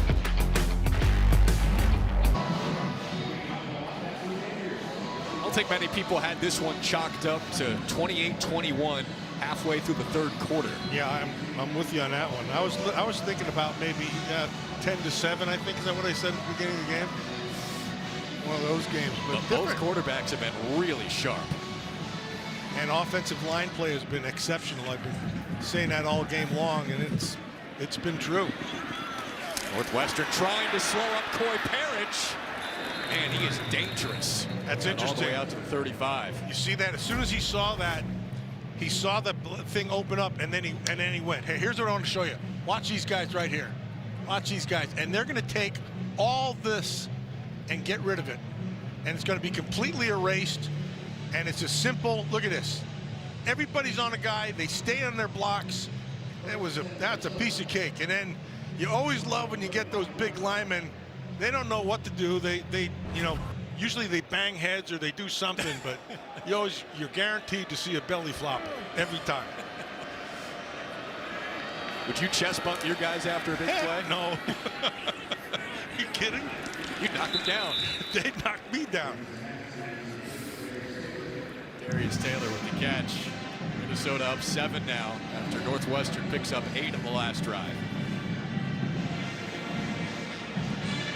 David Braun's team going to fight tooth and nail to the end. He said, we want to finish this season the right way. And based on where they're at, that means a bowl game. Yeah, but they have to find right now, they have to find a way to slow down this Minnesota offense because they have not found the key to that yet. Oh, Taylor breaks it loose. His first big carry of the day. Taylor tackled by Fitzgerald well across midfield. And Taylor dealing with injuries this year. Yeah. Didn't seem to have that second gear. Right, exactly. He needed a burst once he got here, but it didn't. It didn't kick in. Actually, kind of, yeah, he looks like he's running hurt. His second game back from a leg injury. Well, nice tackle there by Fitzgerald, one-on-one in the open field. Top 5 in the country in solo tackles this year. Boy relieving Taylor. Falls ahead for 5. We'll keep an eye on Taylor now.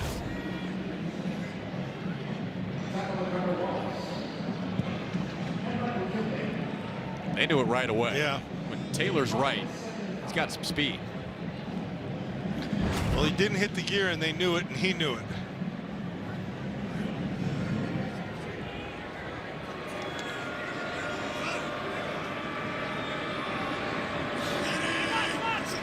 Rockington in motion. Play action. Lindsey. He's just going to throw it away. Northwestern had it covered. That was smart. It's not so much the cover as much as the pressure. They were going to get there. They were bringing pressure. They brought a blitz, and then he just threw it away. Smart. Big Carmine Bastone provided the pressure too. Yeah, and they would have had him underneath. There was some space there for Brockington coming off the motion. Instead, Lindsey surviving to another down, 3rd and 5. Let's see if they don't. They're in man, so they could bring an extra guy now. Just 4 incompletions for Lindsey today. That was deflected and almost picked. He had him open too. He was running underneath clean. Logan Loya, the intended target.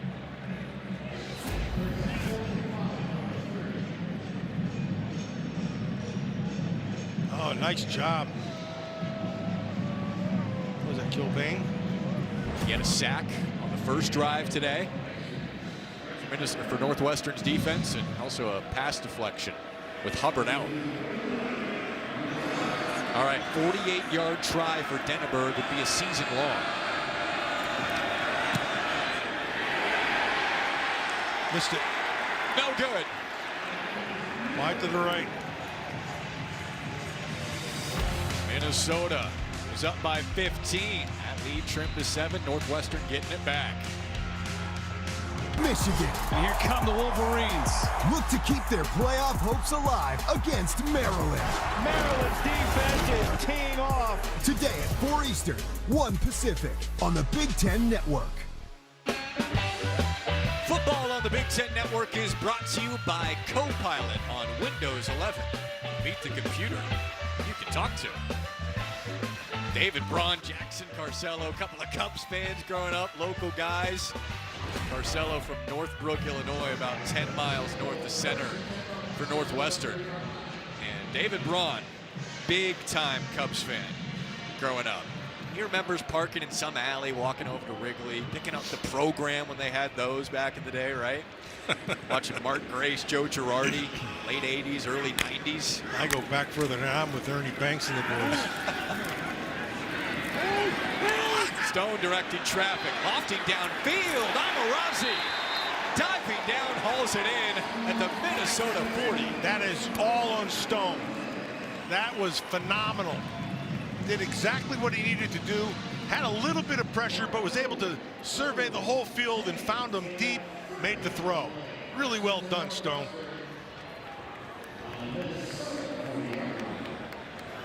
A double out to right puts him first down at the 40.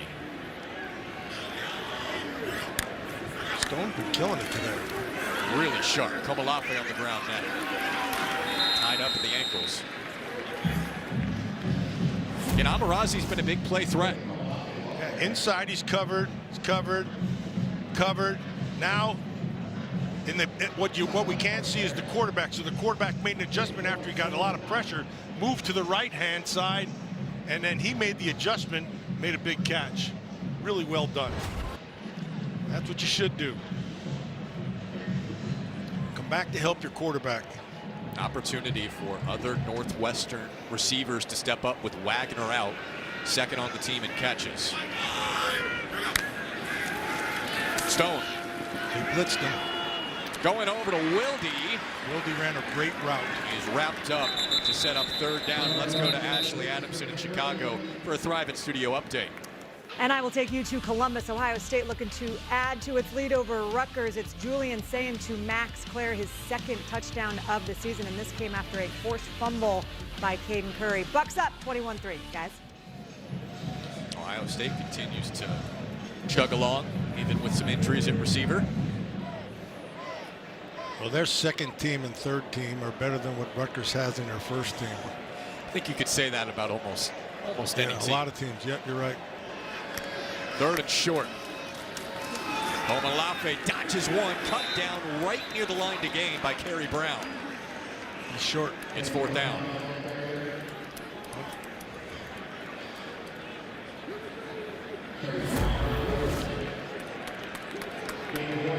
Oh, that's a great hurdle, but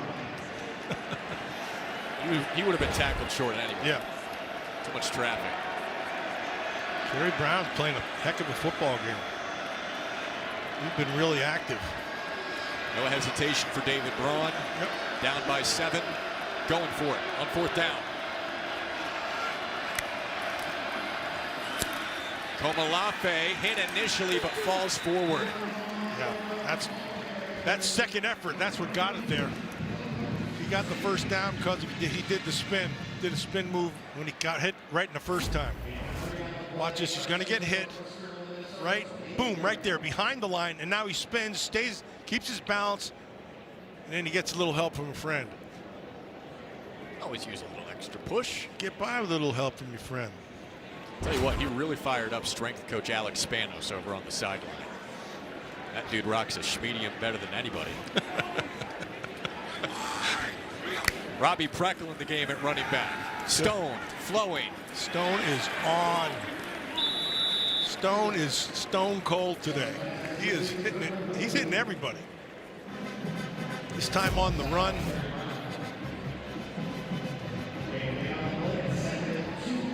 Wild. And then Wild's been giving him fits all game long. Stone is the one because he's been deadly accurate. You can see on Stone's face after the Michigan loss just how frustrated he was. The entire team. What a response from him and the offense.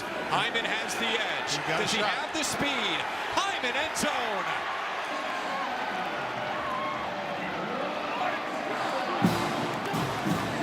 His first score of the year, and Northwestern's within one. And this is just all speed. 100% speed. He just hit another gear right there. Yeah, that's excellent. Hey, and look, since the first quarter, only 3 penalties, 9 in the first quarter. But since that time, they've either the officials have looked away or they've gotten more consistent with their blocking.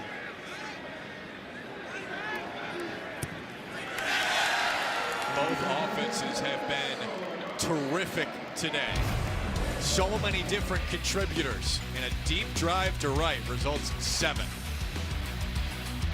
It's Good Hands Moment, sponsored by Allstate, Preston Stone directing traffic, and Ricky Amarazi with a fingertip catch.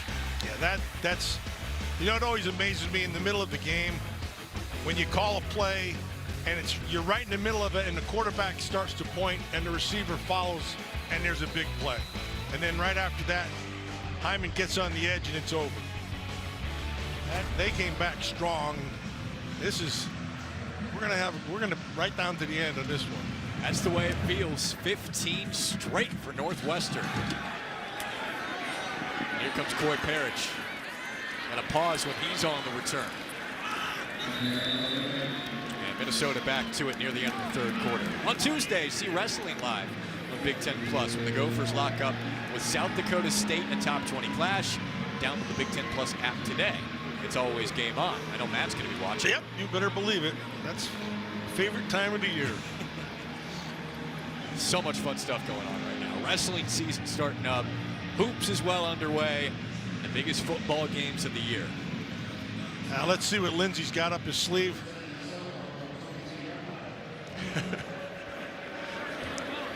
Both quarterbacks outstanding. 28 apiece. Make it to Taylor. Drake Lindsey looking deep. Lofty. Downfield. Falling incomplete. Malachi Coleman, the intended receiver. And very nice coverage from Fussell. Yeah, but Coleman made the right adjustment right at the end, and he got vertical. Now just got to go up and make that catch. But Fussell did a phenomenal job of getting his hand up there to split the receiver's hands. And that's the difference in the play, or that's a catch. Really well done. Yep, you should. That was good play. What are we looking at here with all these deep shots down the field, the aerial attack? This is like the old AFL. Northwestern run defense very stout. Kilbane in on the tackle with Uline. That'll do it for the 3rd. Minnesota was up 21-13 to start the quarter. Looked like they might run away with it, but Northwestern's responded.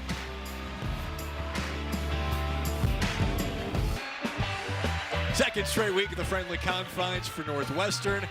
Everybody under the sun in Chicago's played here at some point. Of course, the Cubs the most, even the Bears back in the day. A Winter Classic here, that is awesome. Not to mention the Red Stars. Northwestern, the latest sporting event. Well, last time that PJ Fleck was here was for a Morgan Wallen concert a couple of years ago. Just can't beat the magic in this place. We might be in for a magical finish the way this is going right now. 3rd and long. Lindsey off target. He had him wide open too. Some pressure. Lindsey falling down and Miss Brockington. And that's the difference in the play. He got pressure. You can watch, he's wide open. He got pressure off the left end. It's just an errant throw.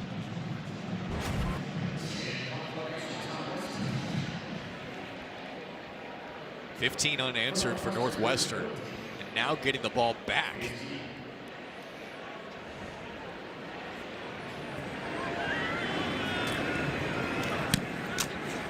Look to receive Wilde. Ooh, good kick. Pushing him all the way back to 30.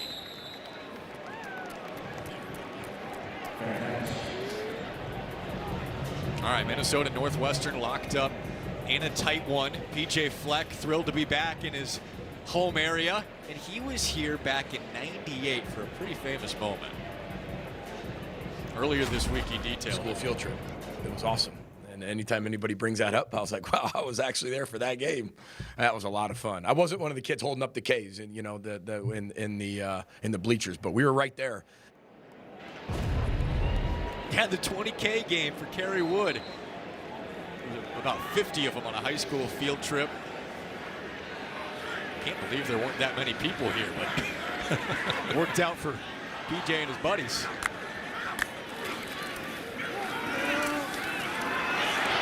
On the ground, Komolafe with a great cut, breaks it loose.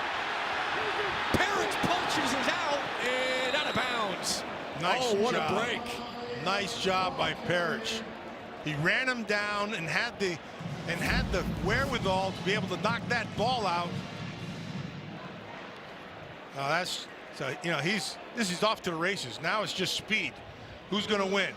Now watch this. He knows he has him, then he whacks the ball. Really well done.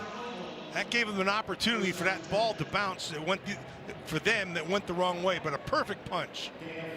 Really well done. Just has a nose for the ball, but Komolafe rips off a big one. Yep. Good job up front. Give it back to him. He's not getting away this time. And Parrish, the finisher.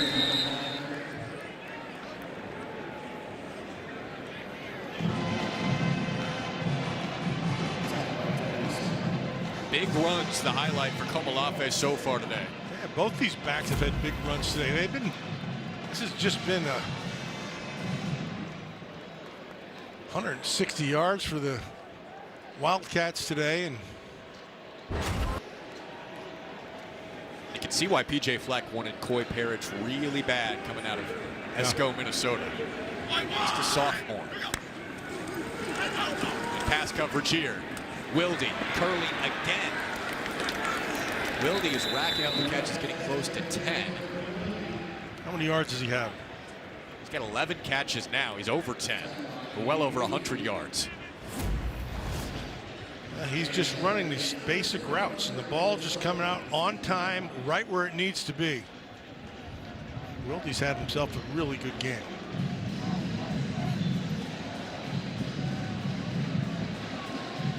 And he's the #1 target. 37% of the team's receiving yards this year to lead the nation in that rate. Wilde looking a little banged up, going to the sideline, 3rd and short. Stone looking Hyman's way, dumps it off, finds Welsey, the tight end. And it looks like he got the exact line to gain. It is a first down for Northwestern. Yeah, you're right. They have been consistent. Both these offenses have just been playing so well. Yeah. The message from both coaches, look at all the stats right. It's going to be running the ball, conservative, defense, low scoring. Right when you think you know something. Yeah, exactly. So Stone goes to the sideline, back to Bo in the red zone. Ryan Bo, the redshirt freshman quarterback, rolling, dodges, Bo with a seam. Ryan Bo is leveled at the 5. They got a first down.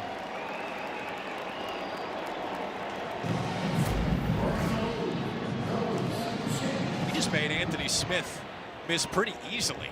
Yeah. That's not easy to do. And this is the wrinkle for Northwestern this week. Bo hasn't played in a month. Struggles inside of the red zone. Bo, the running quarterback, changing it up.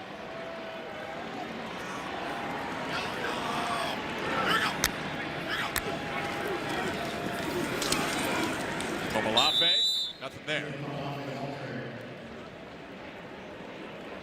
2nd and goal. So the last time I asked you about a red zone play call, they ended up going to Wilde. Look his way again. Well, he's been the guy all game long, and now it's a little bit different down here because it's a really short field.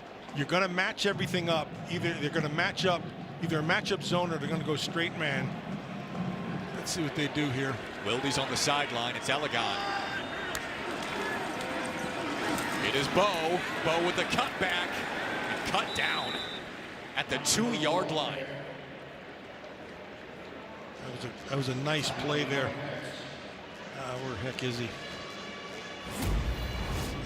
Baranowski. Baranowski made a really nice play by taking the outside away and forcing him to come back underneath. He didn't make the tackle, but he made the play. Watch Baranowski gets to the outside, see it, and takes that all away and forces him back inside. Him and Parrish working in tandem there. 3rd and goal. Wilde back on the field. Oh, wide open. Stone. Komalafe secures. Northwestern in front.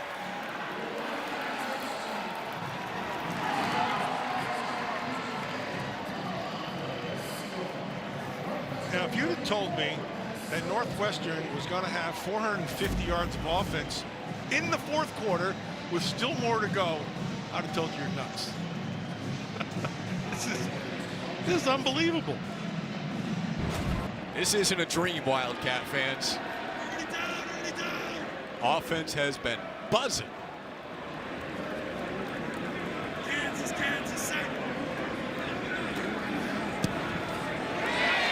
28-13, 22 in a row for Komalafe and the Cats.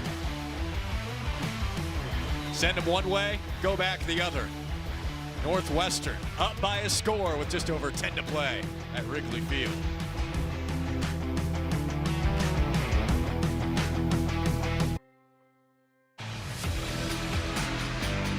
Northwestern with 22 unanswered after Minnesota went up by 15. And tomorrow, don't miss a volleyball doubleheader when the Gophers face Rutgers and the Wildcats battle Purdue. Live coverage beginning at 4:30 Eastern, 1:30 Pacific on the Big Ten Network and the Fox Sports app.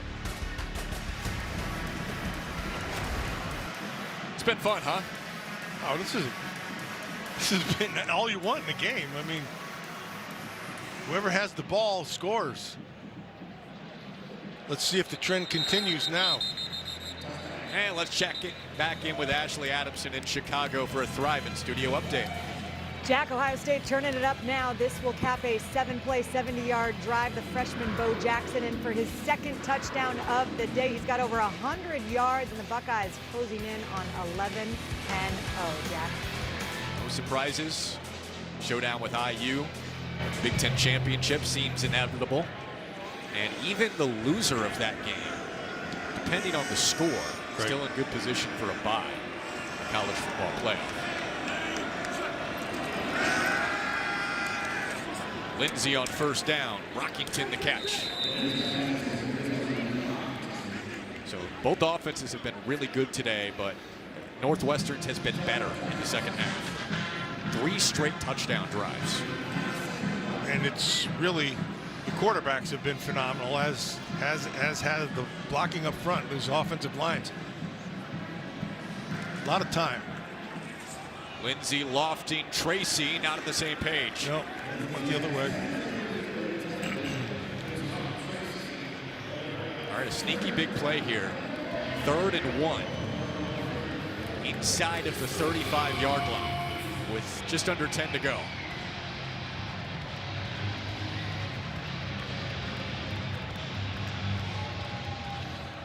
Looks like they're going to go keep it tight. Tush push formation. Oh, going around the edge. Boy leads ahead for the 1st down. Nice little change up. Get to the outside, get the edge. As soon as you get the edge, you got the 1st.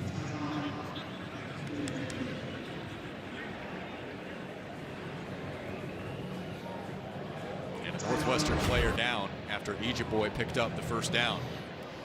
Braden Turner, nickel for Northwestern.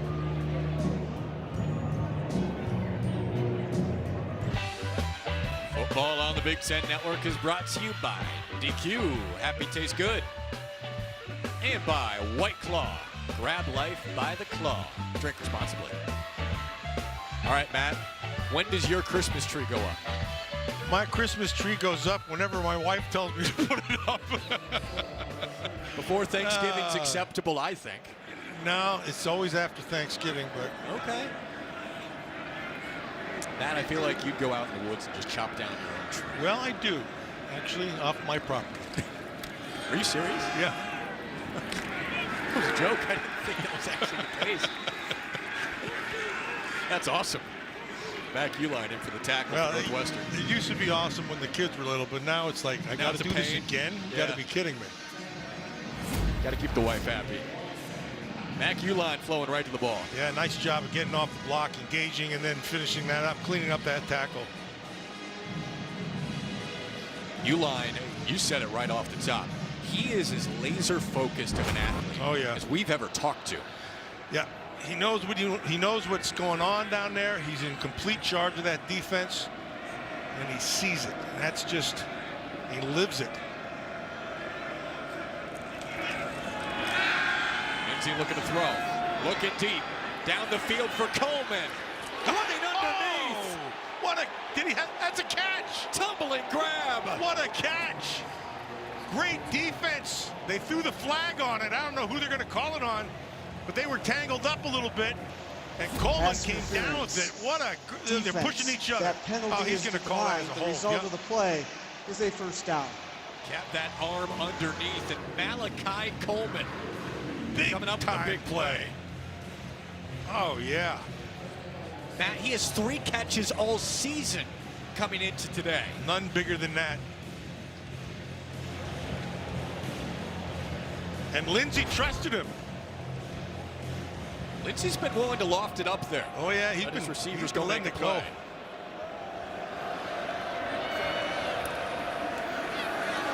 Lindsey looking end zone this time. On a laser. Over to Brockington for the touchdown. Smoked him. That corner didn't even have his head turned. The ball was in the air.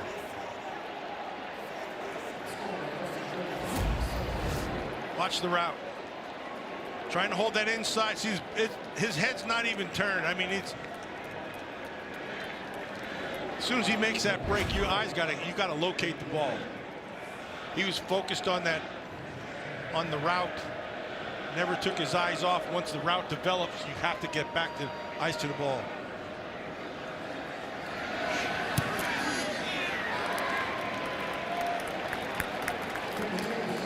$70 points between Minnesota and Northwestern. Just what we thought it would be.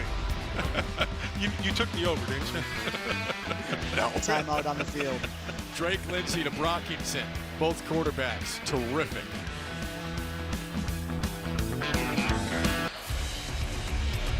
Two of the best games this season for each of these quarterbacks today.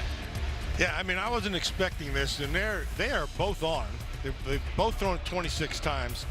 Both of them have been really, really on target. You can see no interceptions. I'm probably jinxing them, but 4 touchdowns on one side. And probably on this drive, they'll go over a 300-yard mark in passing. Feels like whoever's going to get the ball last is going to win this one. That's exactly right. Still ahead, Bryce Underwood and Michigan look to keep their playoff hopes alive against Maryland. And Illinois battles Wisconsin under the lights at Camp Randall. It's all coming up on the Big Ten Network and the Fox Sports app, man. That's going to be a good game at 7:30. Speaking of QBs, take a good look at this. Luke Washington, Bryce Underwood, Drake Lindsey right there. Lindsey's going to back a couple more yards on you. If he gets the ball a couple more times, he might finish with over 300. Yeah, I agree. Stone completing 80% of his passes today. Hands off to Komalafe. Run game outside of some chunks for Northwestern has not been nearly as present as we thought. Aiden Guzman the tackle. But and to their credit, they've been throwing the ball pretty darn well.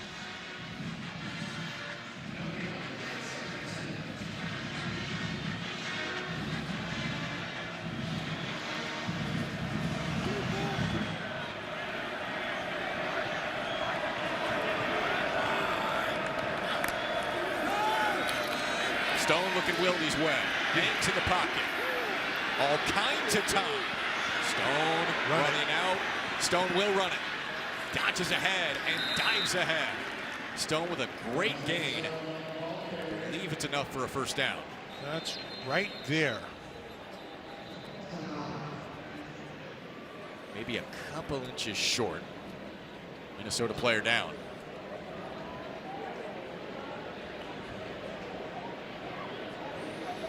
It took a while for that to develop.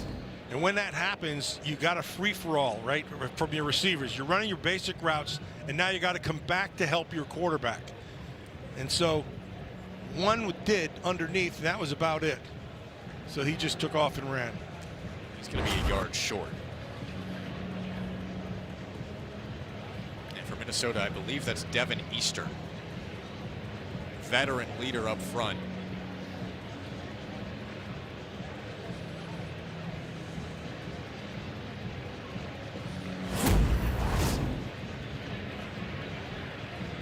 He's coming in the whole way. Yeah, Eastern at the end of the play, and his head went straight down.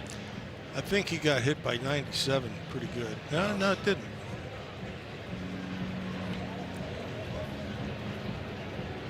Got undercut by his own man, Kingsbury. Yeah. Eastern starting alongside Jalen Logan Redding inside on that defensive line the last 3 years.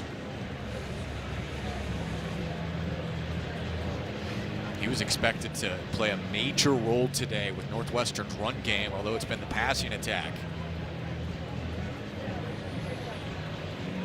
A lot of different guys banged up at this point in the season. Even a lot of players today just going to the sideline to take a play or two off with some stingers. Hopefully Eastern's okay.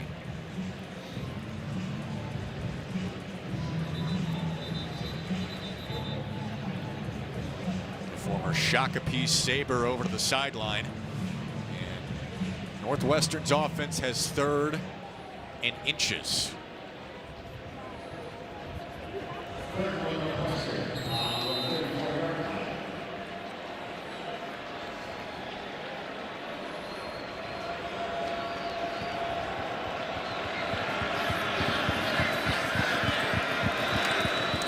Quick snap again. A nice push. Did a nice job of reading it, and then he went to the right side where they, when they lined up, they had some good spacing. See to the right side? That's what he took. Yeah, see the gap right here? That's what he's looking at. And Baranowski coming in, he just doesn't have the time to get there.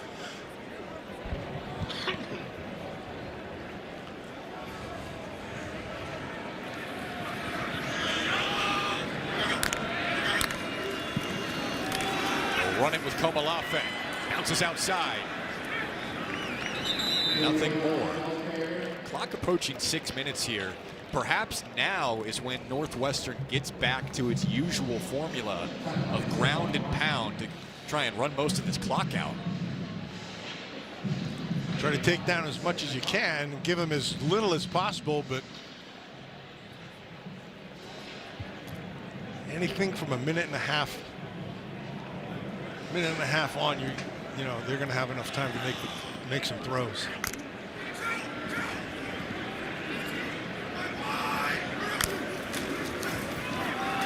Another carry. Hyman this time. Hyman with his first touchdown of the season today.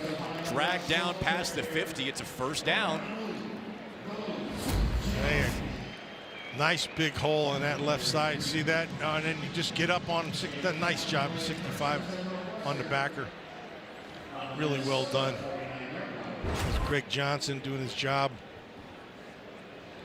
But there's clearly a concerted effort for Northwestern to stay on the ground here after so much success through the air the entire game. Into Minnesota territory. The backfield, Hyman going the wrong way, makes one man miss and gets a few yards back. And Anthony Smith thought he had him in the backfield, yes. and he just ran backwards. Watch this. He just ran. And able to make a miss and pick up a yard or two.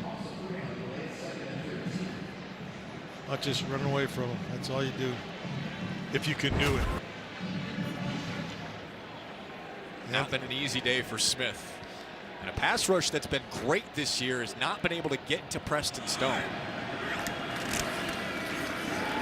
Stone keeps on the RPO, throwing sideline. Waiting for the signal. Yes, a catch. And that's a first down. That's a great catch. Got a foot down. Control the ball. So here's the control right there. Feet are down. You only need one. Pull it in. It can't move. And that's perfect. Really well done. NFL catch for Hayden Elegon. You got it.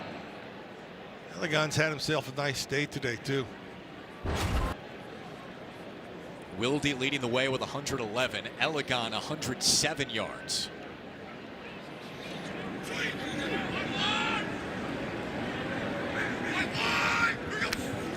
Three tight ends out there for Northwestern. Komalafe. Short gain of 3. Two good runners. Yeah, they do a nice job, and both those runners are patient. They have good vision. They take advantage of what their offensive line is giving them. Clock's at 3.5 minutes to go. Minnesota, all 3 timeouts. We've got the 2-minute timeout as well. But Northwestern's not slowing down. And they can take their good old time now because they're closing in on field goal range. Stone looking deep, stepping up, has space to run. He will. Oh, he dodges Kingsbury, but can't stay on his feet. It's a first down for Stone. Flag is out behind the play, though. Personal foul, illegal hands to the face. Offense number 62. Wow. 15-yard penalty, second down. That is a huge penalty on Azomo Radikai. Not the time to have your name called in the game for an offensive lineman. Radikai out here on the right side. Oh, you see it right there? Yep, that was it. Yeah, he got him. Right there. Just brief, but in the open. 2nd and 21. Out of fringe field goal range now. With under 3 to go. One more win for Northwestern to get to a bowl game. Short of Welsing. Flag out. Flag out. And it looks like it's against Minnesota. Offside. Defense number 0. Lined up in the neutral zone. 5-yard penalty. Second down. Anthony Smith. Anthony Smith lined up. That gives him another shot and gives him 5 yards. He's, yeah. That's a full yard over. Yeah. Trying to get a beat on Preston Stone against Smith, and the pass rush has not had their usual day today. Just 1 sack for each team. Penalties from the first quarter creeping back in late.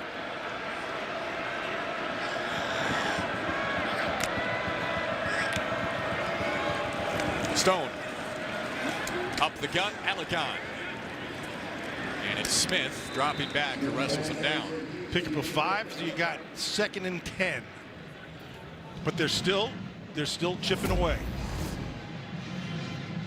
Here's the route. It's just going to jump underneath it.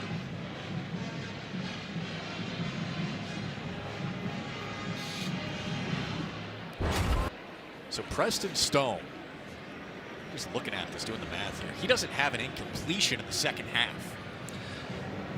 In Big Ten football, did we mention that he's hot today? I mean, jeez, he's been throwing phenomenally. You can see what they saw in Preston Stone at SMU, though. Yeah. Again, 2 years ago, he was an all-conference quarterback before getting benched for Kevin Jennings in a playoff game. He looks the part. 2-minute.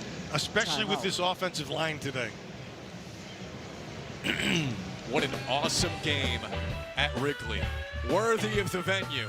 35-all with 2 minutes to go. The finish with Northwestern and Minnesota coming up. 70 points scored, Northwestern approaching 500 yards of offense. Exactly what we expected at Wrigley. Brock, what should we expect in the final 2 minutes? You should expect Northwestern to get a first down and then try to kick a field goal as the clock expires, and you should expect Minnesota to hope for one last chance. Just saying, Brock may or may not have predicted overtime. We'll see if he is in fact prescient. Coming up next, Mike Loxley in Maryland trying to upset the college football playoff apple cart by knocking off Michigan. But first, back to Jack and Matt at Wrigley. They went to overtime the last time they played. Could be 2 in a row, this time at Wrigley. 2 minutes left. Big down right here. Right on the edge of field goal range. Target line the 30 for Jack Olson.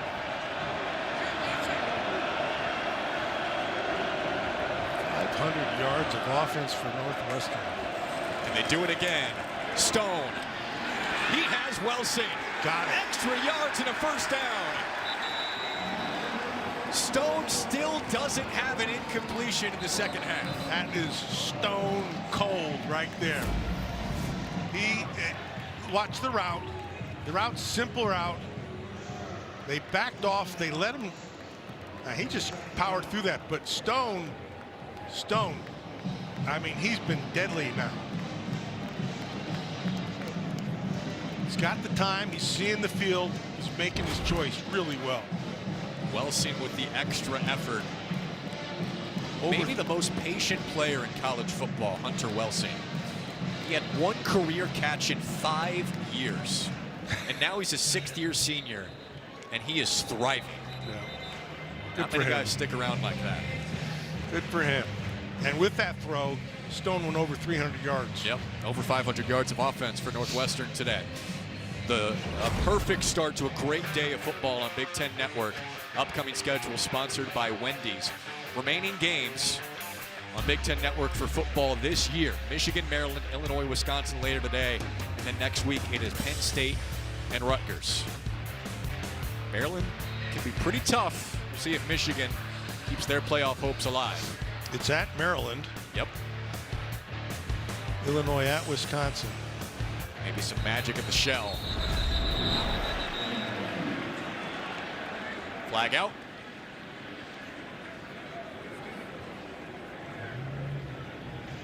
False start. Offense number 62. 5-yard penalty. First down. Radikai with the false start. His hands to the face set Northwestern back, even though they converted the first down.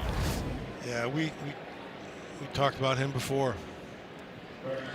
That might be the first time that he's offside, though.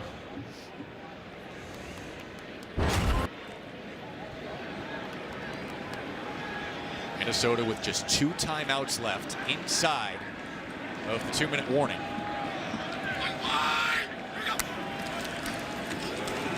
Komalafe, patient.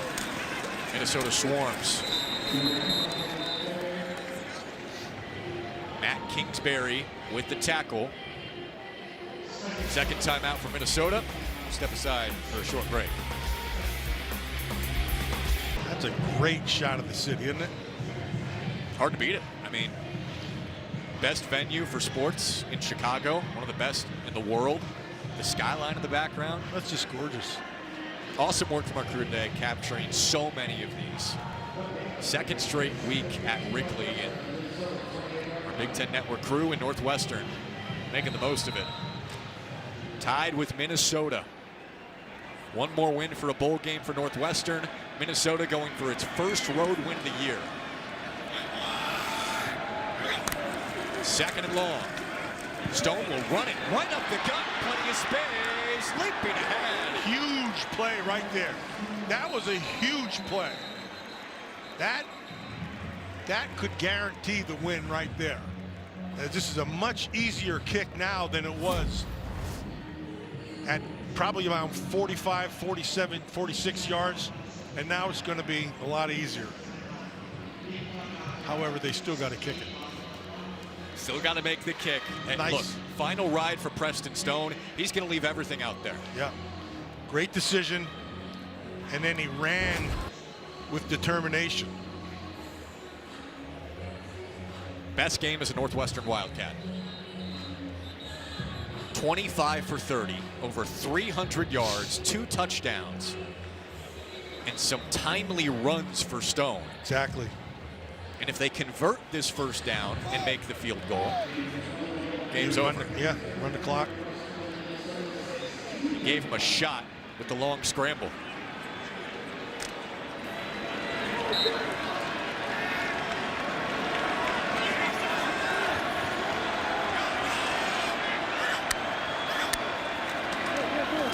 Komalafe tackled short. So the clock is going to wind, under a minute left, but Minnesota will get the ball back, assuming Northwestern goes for the field goal here. The field goal unit is not out there. On. I have a hard time believing. Maybe they're gonna go with a hard count. Right.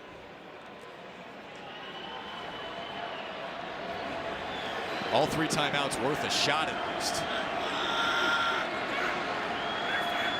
Yeah, that's what they're doing. Albright under center. And a timeout. That would have been really risky. Yeah. Dan Campbell-like.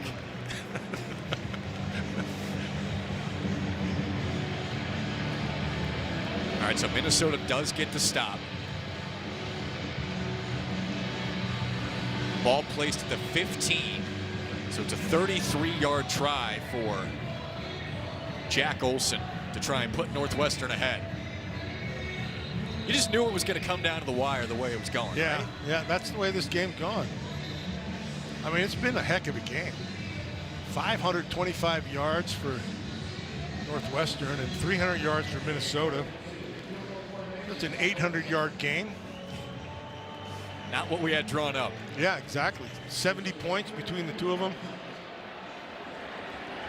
A gut-wrencher last week against Michigan. A 2-point loss. To take the lead, Jack Olson from 33.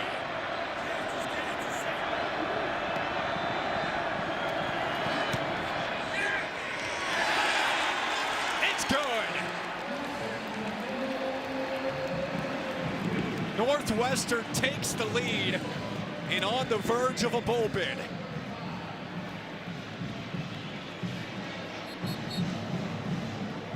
Let's see if Minnesota can do what they've done with the big plays. Now this one, he hit it dead down the middle. From that angle, it went right through middle, and then you know, tailing to the left. But he knew it right away. Olson came into the game missing just 2 all year. He has been so accurate. Dealt with various injuries throughout his career, become more of a short-range kicker at the end. Started at Michigan State as a redshirt freshman. Had a very nice 6th-year senior season. And he might be the decider in this one with that field goal. But still a lot of time left for Minnesota and Drake Lindsey. A 7-minute drive, 7:27 for Northwestern, leading the clock all the way to 53 seconds. Yeah, Parrish is going to get his chance. He'll have a chance. Returned one all the way to the 5 earlier. Oh, it's going to open. Parrish. Oh, Parrish down the sideline. He's going to give Minnesota a great shot here. Unbelievable. That's exactly what they needed. They needed that, and they got it. Quick 15-second break.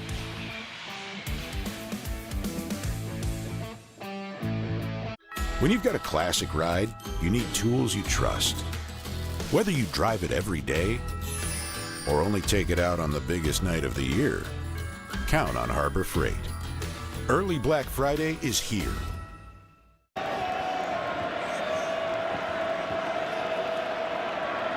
Here we go. 45 seconds left. Redshirt freshman Drake Lindsey throwing down the middle. Tracy runs under it. 3 touchdowns today, and he puts Minnesota in field goal range on 1 play. 1 throw. Now you go to the end zone. Clock stopped because they have to move the chains.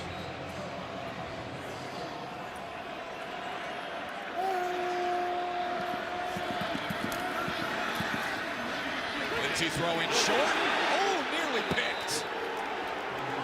Minnesota fans wanted a flag, looked a little early as Fitzgerald went for it. Let's take a look at it.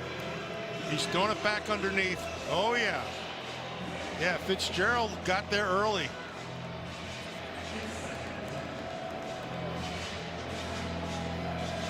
That looked like pass interference.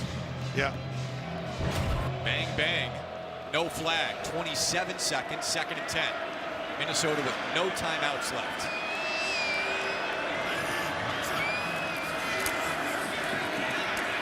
Lindsey goes short. Keep him in bounds. Jalen Smith goes down. Clock is running. No timeouts for the Golden Gophers. Clock at 15. And make sure you execute here. He's 3rd down, or he's got to get it first. 10 seconds. Lindsey. They got to hurry up here. He got nothing now. 5 seconds. He needs to go to the end zone. The end zone. Incomplete with 2. 1. Oh, 1 that was second. so close Yes. to a game ender. And now they have 35 seconds to get in and kick it. At an angle. That was almost disaster.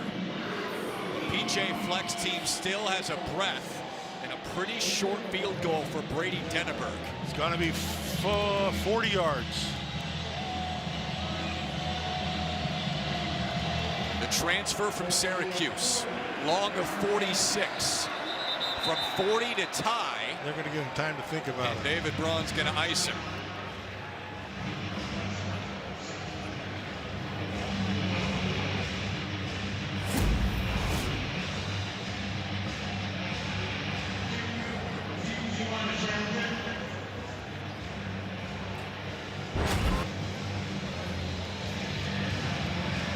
What a great game we've had. Northwestern's going to challenge that the clock didn't run out. Rule on the field that there's 1 tick, but David Braun wants him to take another look and see if time expired. The only problem with that is you don't know when they said timeout to the time the official does the timeout. You know what I mean?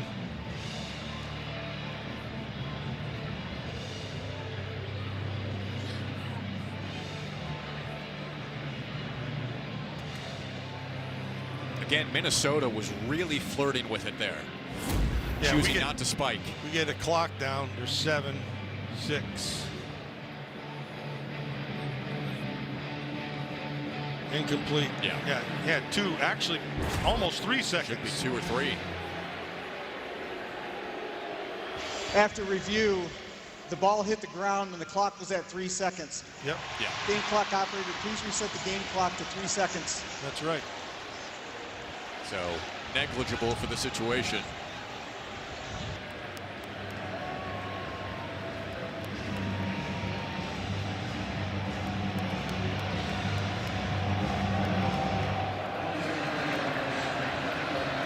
Denneberg to tie it. And send this to overtime. From 40.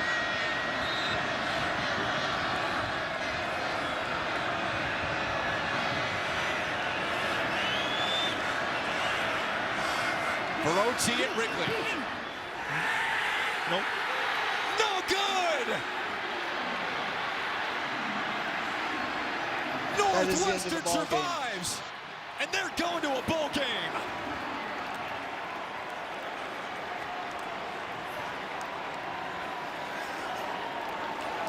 You could not have asked for a better game. This game had everything in it.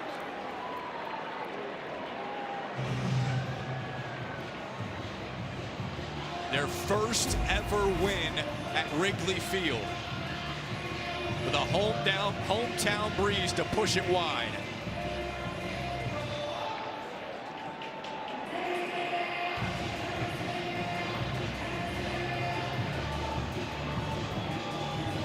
Sydney's with Coach Braun.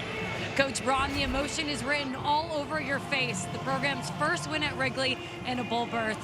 What does this one mean to you? It means a lot to these guys. It means a lot to all of us to secure an opportunity in the postseason with a bowl bid, to get a win for our seniors in their last home game, and for it to be in a fashion that we had to battle, scratch, and claw, and so proud of this group. There was never a doubt from Preston Stone. Talk about the way that he just led, especially in that second half. Yeah, Preston and I meet every week, and conversation we had this week was pretty special. That's a young man that isn't playing in fear. He's living in freedom and confidence. And my gosh, was it fun to watch him play today. Coach Braun, you are the first head coach in Northwestern history to make it to a bowl 2 out of the first 3 years. What does that say about this program and where it's going? It says everything about this group of young men. We coach the best group of young men in the country. I'm so proud that we get to extend this thing, and now it's on to Illinois and trying to win the hat back. Thank you, Coach. Congrats. Thanks, Sydney. He was emotional in a different way at the end of the game last week. Another thriller at Wrigley Field, and this time the Cats get it done.